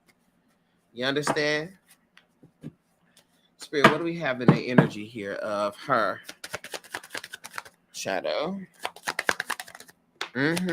So you got to look at that and examine those times in your life and understand that that does not have to be the case. So that being said, you are another one with so much love in the shadow. You can love like nobody's business. I always felt like you had to. Got you. And that's the thing. Why? Where did you learn that from? Because you don't have to do that still. Okay? So look at that. In the energy of the shadow, we got frustration which shows up here. Okay? To which this is what happens now. You love to your own detriment, and a part of that detriment begets frustration and breakdown because you can't love someone into a better version of themselves. Whoa! You can't love somebody into a better version of themselves.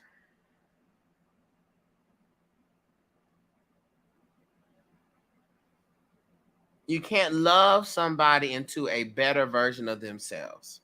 You can't show up and then think that you can steer people the right way. Well, that needs to be a t-shirt. Come on, t-shirt.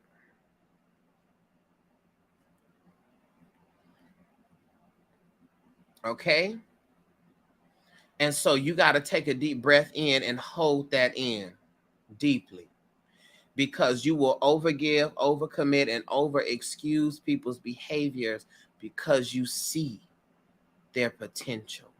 You can't want their wellness more than they want it. Okay? And that's a part of the shadow. Don't love to your own detriment. Okay? Because you can see their success, but the problem is your sight for their future and their success overshadows the sight for your own visions and your own success. And that is an issue. Okay? And so you got to know that you are addicted to servitude. You're addicted to being of service, of helping people. You're addicted to dropping everything that you have to make sure everybody else got their stuff together. And that addiction wears you out and interrupts your dreams.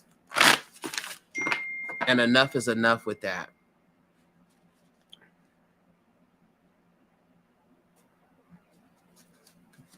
Now, one or two things happen. The person that just messaged me must have clicked ignore the silence or send anyways. And that must mean I'm going to cuss them out. But that's okay, y'all. What's the oracle message that we have here for Lead Your Shadow Self?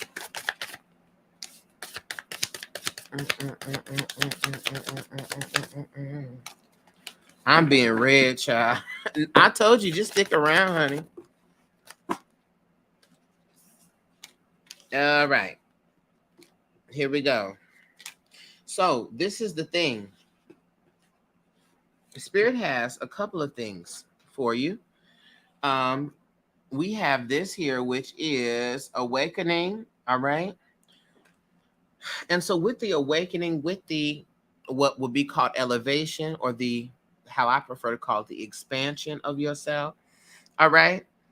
You are coming into lessons, you are coming into teachings that is showing you a better way to be. And don't let your addictions stop your development. You have to be willing to grow so much, even if it pisses people off. But this is the thing, you have to be well to be of service.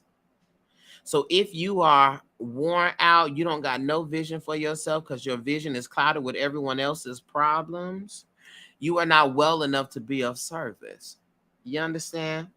And so accept this new way of being that the Spirit keeps putting in your face and try it out. You've been trying the other way and it hasn't been working. So try it out. And also, you got warrior woman here, which speaks to there being a deeper calling that you have continued to put on the back burner because you're used to putting you on the back burner. I don't care what the business is. I don't care what the dream is. I don't care what you want to do. You need to put that into the forefront again. So don't put the vision into the shadow. Now you don't have it at all. That's it. I have no vision for myself anymore. Absolutely. So that's your first thing you need to do. Sit down with yourself and ask yourself, what is my vision? And create that vision. Write it, read it, say it, be it, create a vision board. Do that. Because what has happened, the shadow is the parts of you that you do not see, right? The shadow, that's why it's a shadow. It's outside of your awareness. The problem is that you don't just have a shadow, you have become a shadow. You have become a shadow. So you are outside of your own awareness. But the beauty of this session, honey, the beauty of this live, the beauty of darcellandre is that I'm here to bust it up for you. That's me. That's why I've incarnated here. To say, hey, girl, stop. Okay? I'm here specifically for that reason. Okay? So hear what I say. And stop.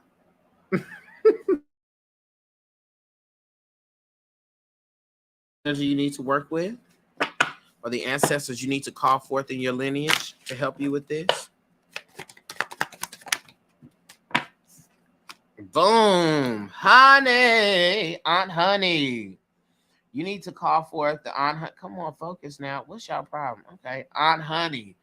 Aunt Honey is the ancestor of judgment. Now, when Aunt Honey comes in here, Aunt Honey represents the ancestors who were officials, honey, who worked in the court system. Honey might have been principals on boards and things of that nature.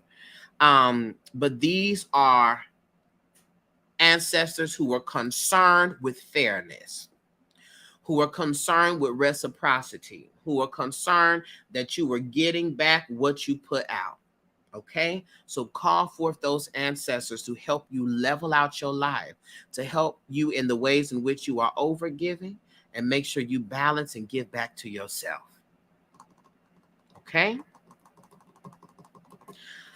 This also speaks to us being so concerned and thinking that we can place a judgment over other people's lives and circumstances. But the real truth here is that is not even in your warehouse. Like, that's not even your jurisdiction to decide on that case. There's another court to which that is taken care of. And you are not the overseer in that court. Okay? Let's get some crystals for you. And then I have Walter, I believe. Yes, I have Walter. And then I have Tasha closing out the list. Okay. Boom.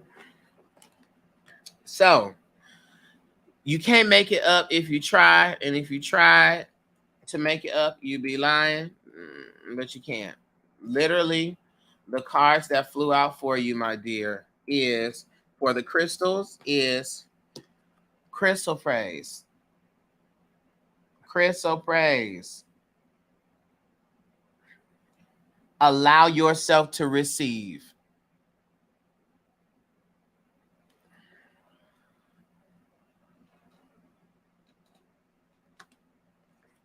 And carnelian. Carnelian helps you to find your creativity.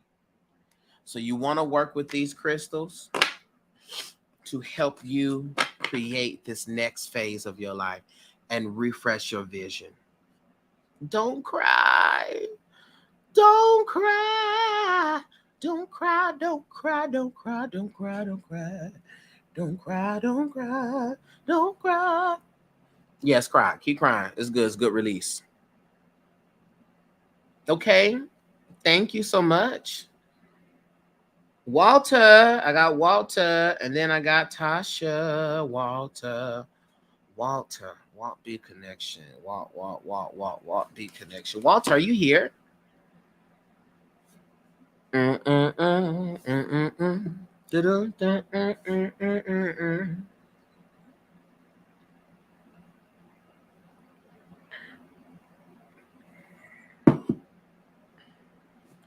Oh, I can. Hold on, Danny. I for some reason I didn't even read that. Right.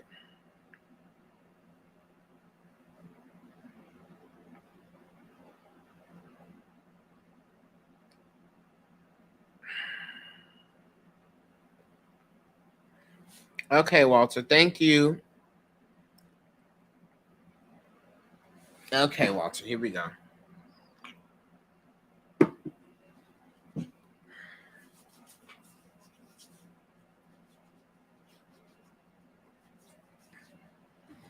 Here we go.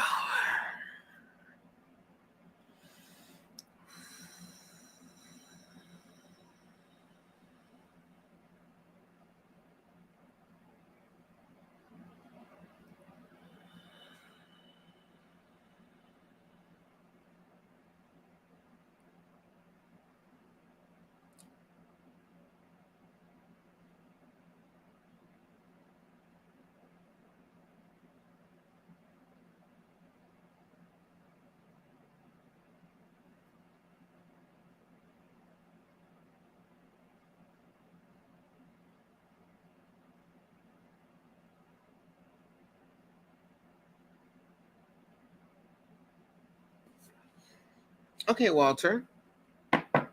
So let's start here. A couple things was coming up here. As it pertains to the shadow, which is you are a rebel. I even think that this has been your experience all your lifetimes, that you are a rebel and you cannot go along with things that's not right. Okay? And that is something that is simply a part of you. That's who you are. You are a rebel and you are a disruptor. Okay? And so because that is the case, the spirit also speaks about you being kind of halfway in, halfway out. 1 foot out the door, 1 foot in the door. 1 foot out into the new understanding or the new life, 1 foot still stuck in the old life, right? And so you can't play yourself in that way. Sometimes it's a safety thing, right? To be like, ooh, just in case this fall out, let me hop back. You know what I'm saying? Or you know what I'm saying? And it speaks to an uncertainty. But what happens here is this kind of 1 foot in, 1 foot out. How you do one thing is how you do everything. So it shows up in other areas of your life. Okay? Where you are halfway in it, halfway out of it, right? Where it is an issue of a full commitment. And then what happens is you invite individuals and situations that are also not fully committed to you because you are not fully committed to these other aspects of your life and to these other realizations that you have. Okay? Let's see what's in the energy of the shadow.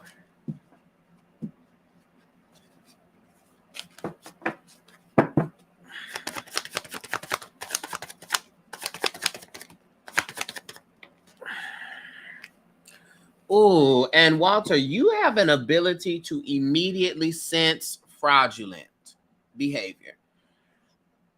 You can immediately sense and see when something is false.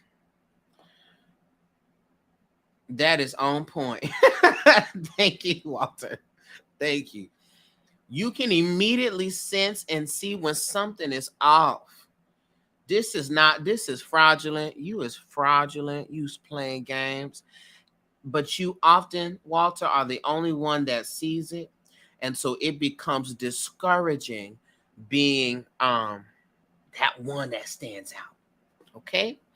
And so what happens is, Walter, is that, you know, you have seen there the world in which you participate in or have come from has been a plague of appearances. People who show up expressing a certain way, making it seem like they're all this, but you have always, even from a kid, been able to see through the bullshit. You've always been able to see through the bullshit.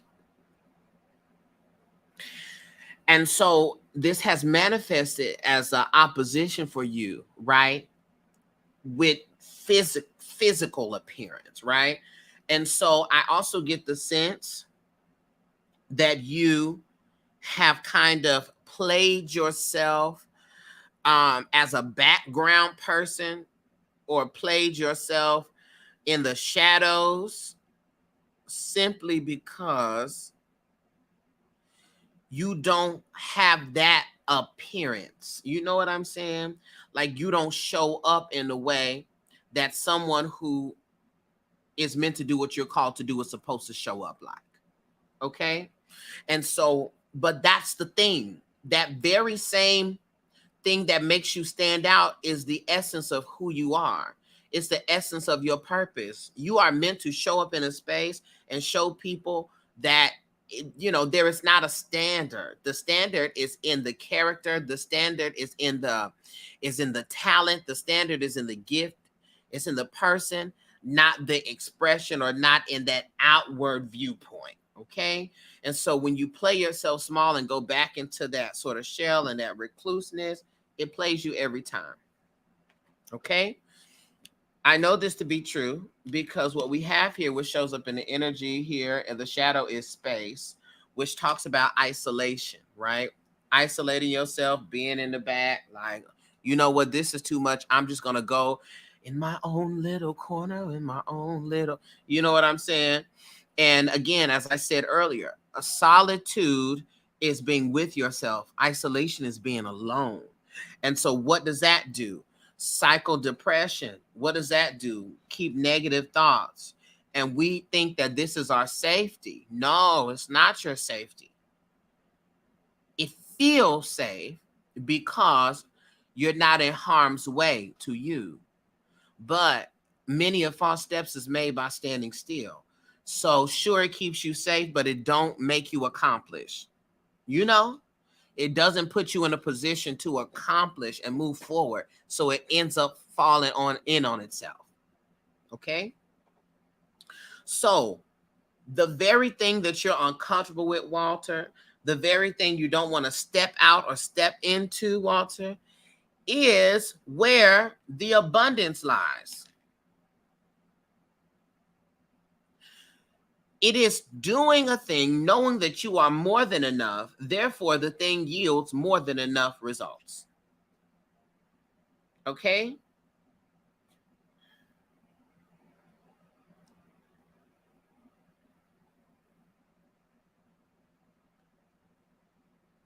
And also, you also need to develop a different relationship with rest.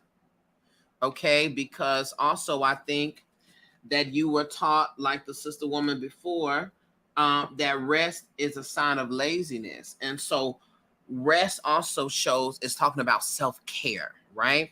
And so you don't lean into your self-care enough, right? And so the spirit also says you need to do that, because that triggers the shadow, that triggers the negative aspects of the shadow, that triggers the depression, because the first thing that stops is your self-care when you're feeling down. Okay.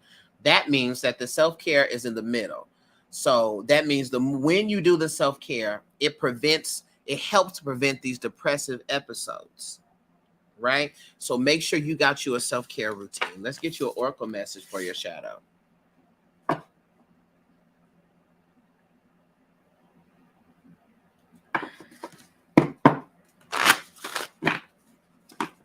So what does self-care look like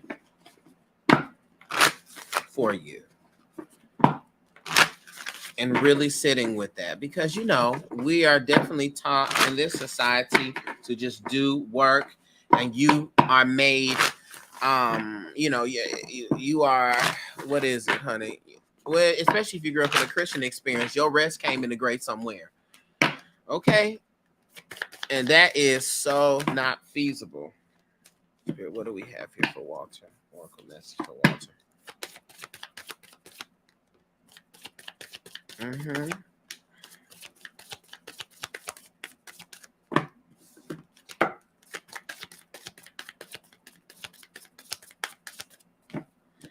So I'm gonna put it right here.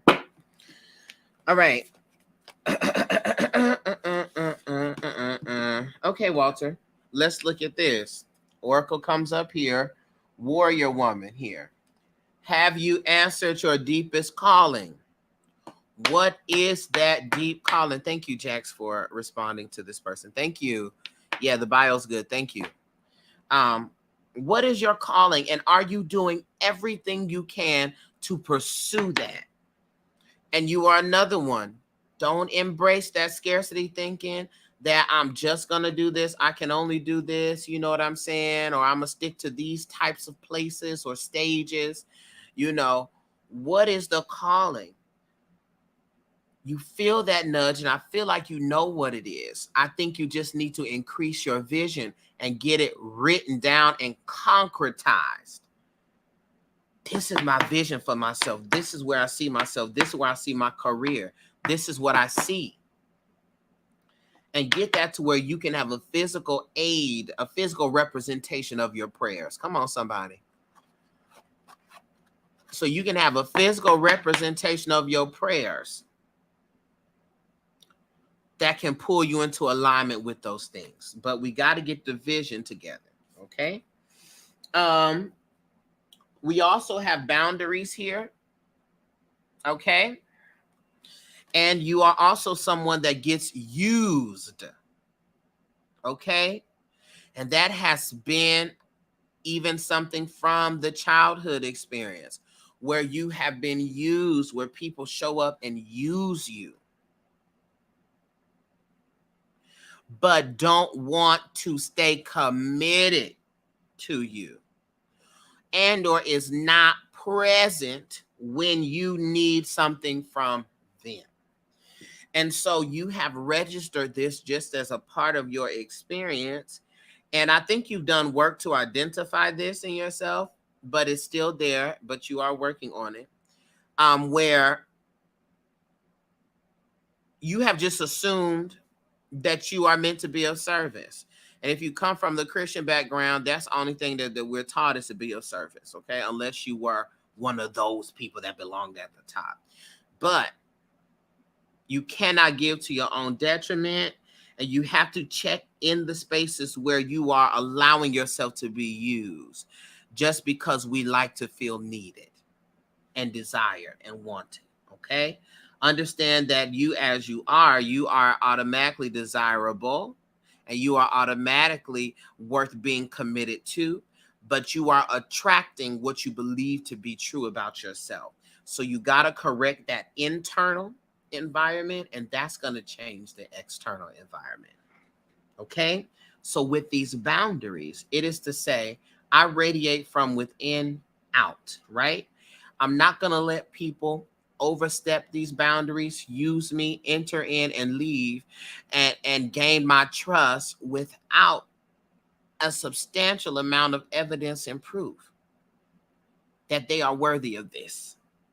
So I'm going to establish a boundary, but what I'm not going to do is recluse myself with that isolation energy I was talking about and put up barriers, okay?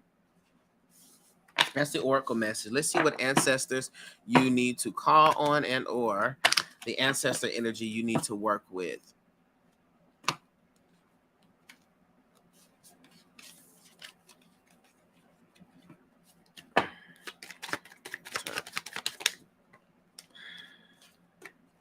Okay. You got Edward Bias here. This is my dad. Okay, that revises the ancestor of business.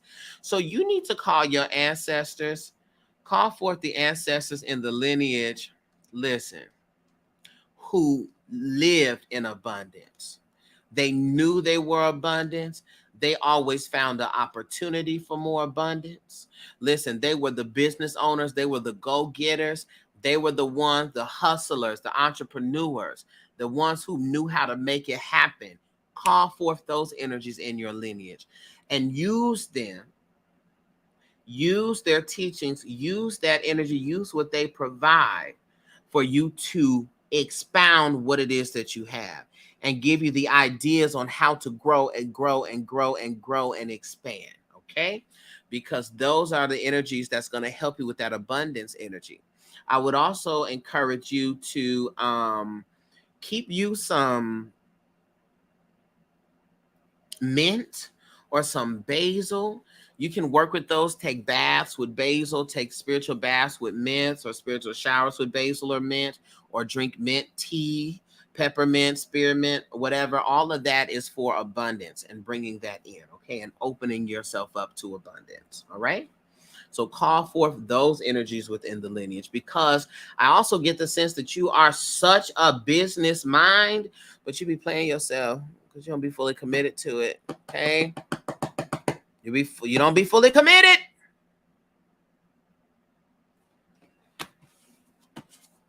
Let's get you some crystals. And then I got Tasha.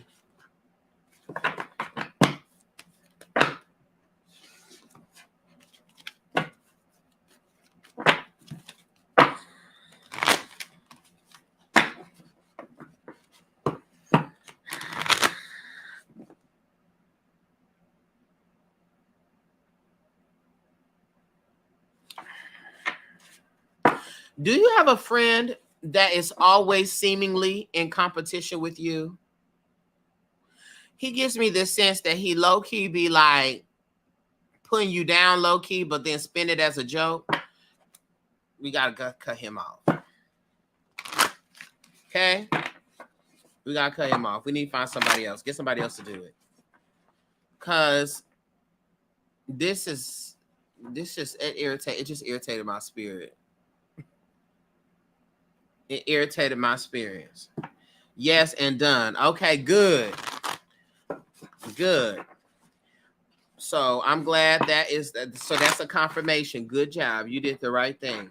And also I get the sense that this individual may try to spin the block changed, but it's not really changed.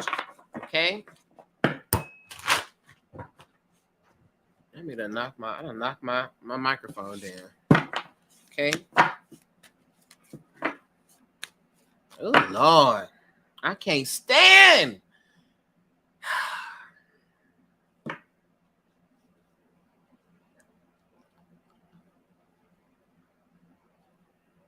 I can't stand that.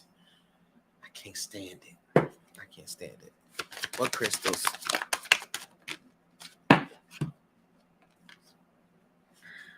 Okay. Here we go. Boom. Come on, spirit. You want to get you some rainbow obsidian crystal. All right. Rainbow obsidian crystals helps you to heal your heart. Okay. So this is the heartbreak. This is the betrayals. This is that. Rainbow obsidian helps with healing the heart. Okay. As well as some tiger's eye crystal. They have beautiful beads and necklaces and bracelets and rings and stuff with this tiger's eye. Tiger's eye helps you to overcome fears. Okay? It helps you to overcome your fears. So work with those crystals and you're going to be all right. Your shadow going to be in order. Okay, Walter? Walter, did it resonate, Walter? Did it bust you upside your head in a beautiful way? Beautiful way. I hope it did, Walter. Okay. Oh, yes. Okay. Good. Happy to hear that. You are welcome. Thank you. Thank you so much. Okay, Tasha, are you here? Tasha, thank you for being so patient and wonderful, Tasha.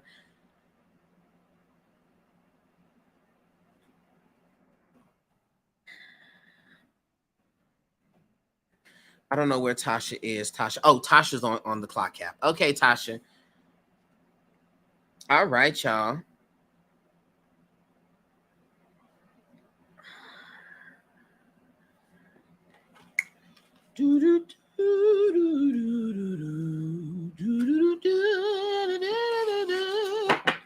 All right. Remember, for those readings today, y'all just go, if you're on the clock app, y'all can always rewind or go to my YouTube and watch it again. Or those on the YouTube, you just rewind it and watch your stuff. Okay, here we go.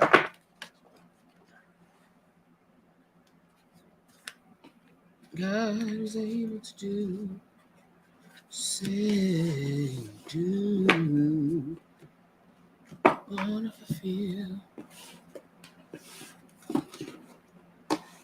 Okay, Tasha, let's go. Shadow reading, shadow readings. Okay.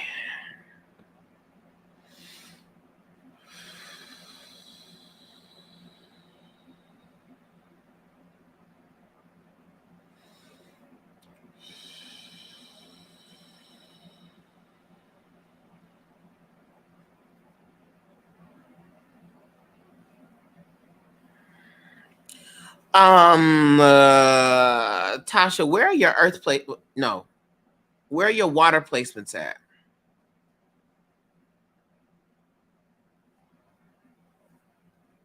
Do you know where your water placements are?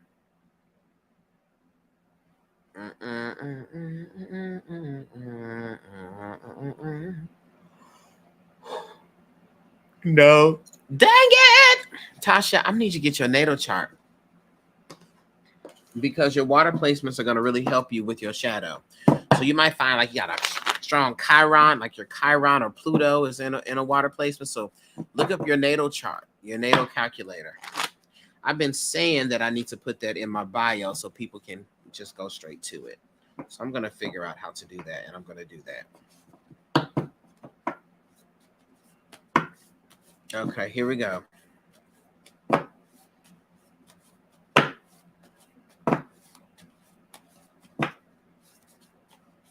Spirit, what do we have here? The energy field of the shadow. Tasha.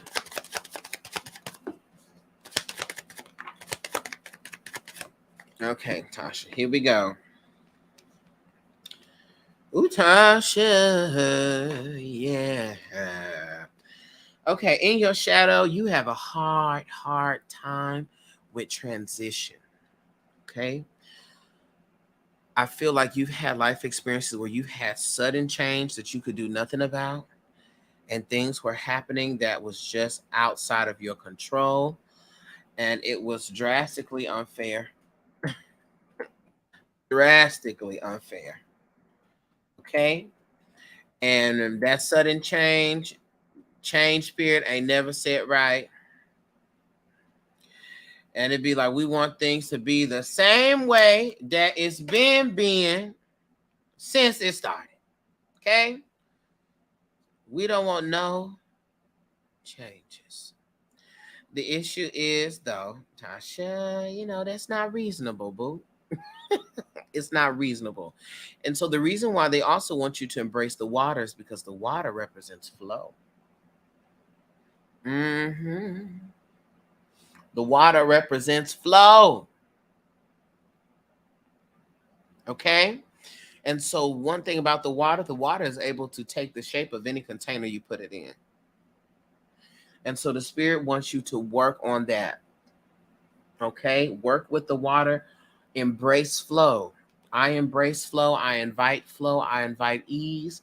I am able to withstand, to transform into, to help, to become one with whatever my situation is. All right? I'm able to go with the tides of change. Okay? I also think that there has been losses, major deaths in your family, that have really had your shadow and your emotions in a space. Okay, and that's also because that is the energy of change and of transformation. All right, And when we have those changes and then we wish things could have went this way, we wish we would have said this or still had that to say, and we hold on to that, you know, it wears us down. But you got to know that transition comes when it's when we're ready for it. Whether or not you are aware of your readiness for it, you're ready for it. And so you gotta, in your shadow work, your journey work, look at the times in your life where you were affected by sudden change, right? And it wasn't a good thing, where that sudden change was like, dear God, and combat those experiences with, I know that everything works out for me, and no matter what the change is, it's gonna be okay. All right, it's gonna be okay, and I can weather that. And also, it's another thing. People violating your space, people not respecting your boundaries. That's also another thing that shows up here as something that's debilitating in your shadow that you got to unpack. Who was the first person to invade your space or to disrespect your boundaries? To which you are like, isolate. I don't like people around me. I don't like people. Listen, I'm a homebody. And that always takes me out because a lot of us that be homebodies, we really don't be homebodies. That's just what the trauma has done.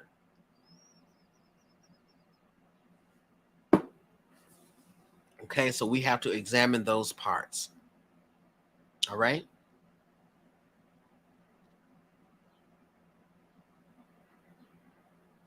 And there also seems to be in the shadow a lot of frustration because you can't control the process of life, right? The only thing you can control is how you respond to the process of life. That's it. You can't control the process. Okay? And we have to get better at accepting that realization. I can't control the process. And it's going to be okay.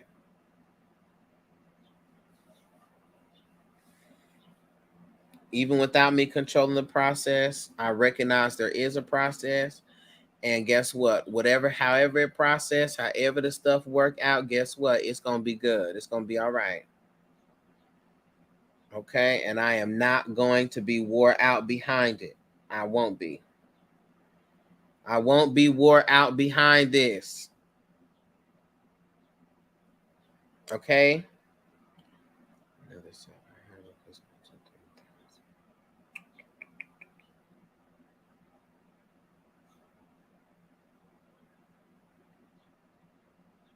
And also, I gotta spin. Hold on. My mind.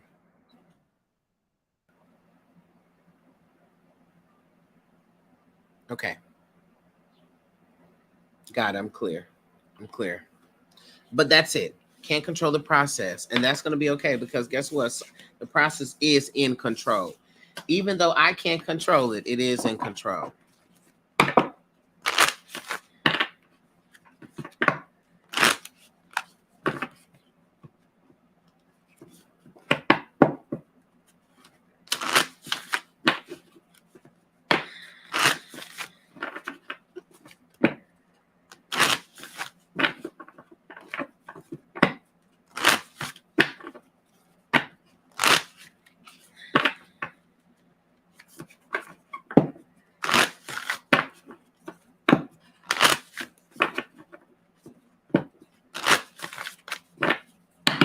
Okay, let's see something here. What oracle message do we have for your shadow?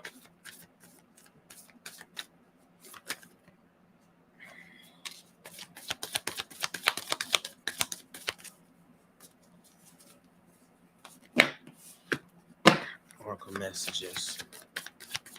Tasha in the shadow.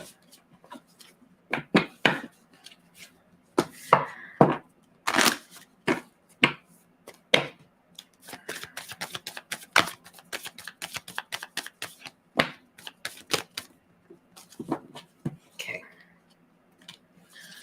All right. Here we go. So, what's showing up here as a message Oracle message for your shadow is Age of Light. Okay? Age of Light. And when Age of Light shows up here, this comes to talk about you have always been prepared for what it is that you've gone through. Why? Because you did not die in it. So you've always been prepared. In fact, you have done this before in other lifetimes. This is what your calling is. You're able to navigate through these things and extract the lessons and survive and thrive it. And that's what you need to know going forward. No matter what it is, I've always prepared. Okay? There's as long as I keep doing my work, my spiritual work, my prayers, my meditations, sitting in the classes, learning, whatever, so forth and so on. As long as you do that, you are doing your part. Okay? You've been training for this. So there's not going to be a storm that comes up that you are not prepared for, as long as you stay tapped in. Okay? You also have birthing a new age showing up here. Okay? With this, we're closing cycles this year. Okay? And so, even though a part of your shadow is this idea of not liking change, this is good change. This is good change. This change is good. It's good change. All right. So, things may feel rocky or have been rocky emotionally or with other people, but that's because we are in the year of 7, actually in the month of 7, and we are bringing forth a close. We're bringing forth a close to a lot of these things that no longer serve us. We're bringing forth a close. All right. And so you just have to receive that as such. There's a new age coming. There's a new invention of yourself. You are birthing a new life, especially going into next year. So this is the perfect time for you to do your vision boarding. All right. If you had the opportunity to refresh your life, Tasha, what would you do? If you had the opportunity to refresh it, to rejuvenate your life, what would you do? What would you change? And do it. Because we're birthing a new life. And Tasha, you got Akasha showing up here, which comes to let you know that your guidance is divinely guided, meaning your head ain't full of rocks, okay? What you sense and feel you need to do is exactly what you need to do. Let's see ancestor message or ancestor that you need to connect with to help you through this. We got Aunt Effie here. Bum bum bum bum bum bum bum bum bum. Aunt Effie. Aunt Effie is the ancestor of confrontation. Okay, Aunt Effie is very much face it head on, girl. Face it head on, head on. Apply directly to the forehead, not the head on commercial. Head on. But one thing about Aunt Effie was bodacious. She was bold. She let it all hang out. And she didn't care what anybody thought about. You see this woman on here? She is a large body, big breasted. You still gonna see her stomach, okay? Because she letting you have it. This is her. And this is how the spirit wants you to be in your own self-expression. Okay? This is how the spirit wants you to be in your boldness, in your new self, in your rejuvenated self. So call forth the bold women in your lineage. Call forth the women that were big personalities, right? That you just couldn't expect. Honey, you didn't know how they was going to come, girl. But you know that when they showed up, they were showing out. Call forth those energies, okay?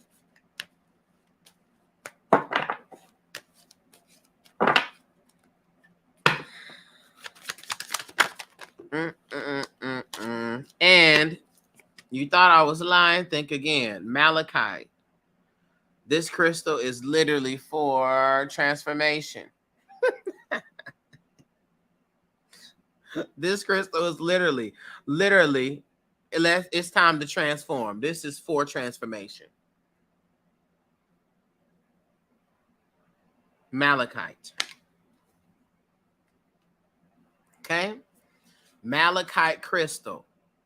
That's what it is you want to get and what you want to work with right now, as well as some aventurine. Aventurine helps you to create your own abundance, to attract luck, road opening, finances, all of that. That's aventurine. Okay?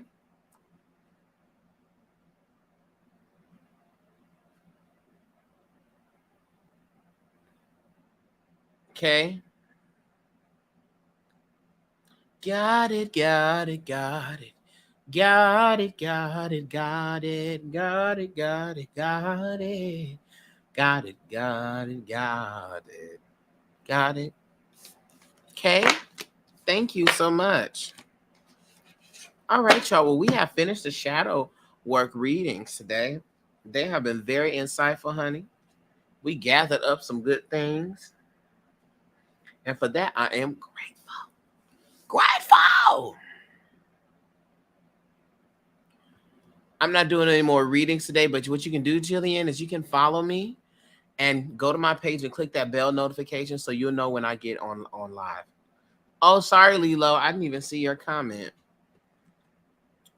Yeah, my list was closed, but follow. I know you subscribe to me, so click the bell notification so y'all know when I get back on live. Okay?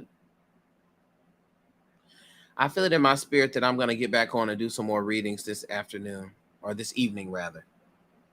I got some things I got to take care of in the meantime. Okay? I love y'all so much. Thank you for being who you are. Thank you for doing what you do. Thank you for being willing to grow, being willing to elevate, and be willing to invest in yourself to get that. Okay? I shall talk to everyone later. Peace, everybody. Much love to you. Light and liberty.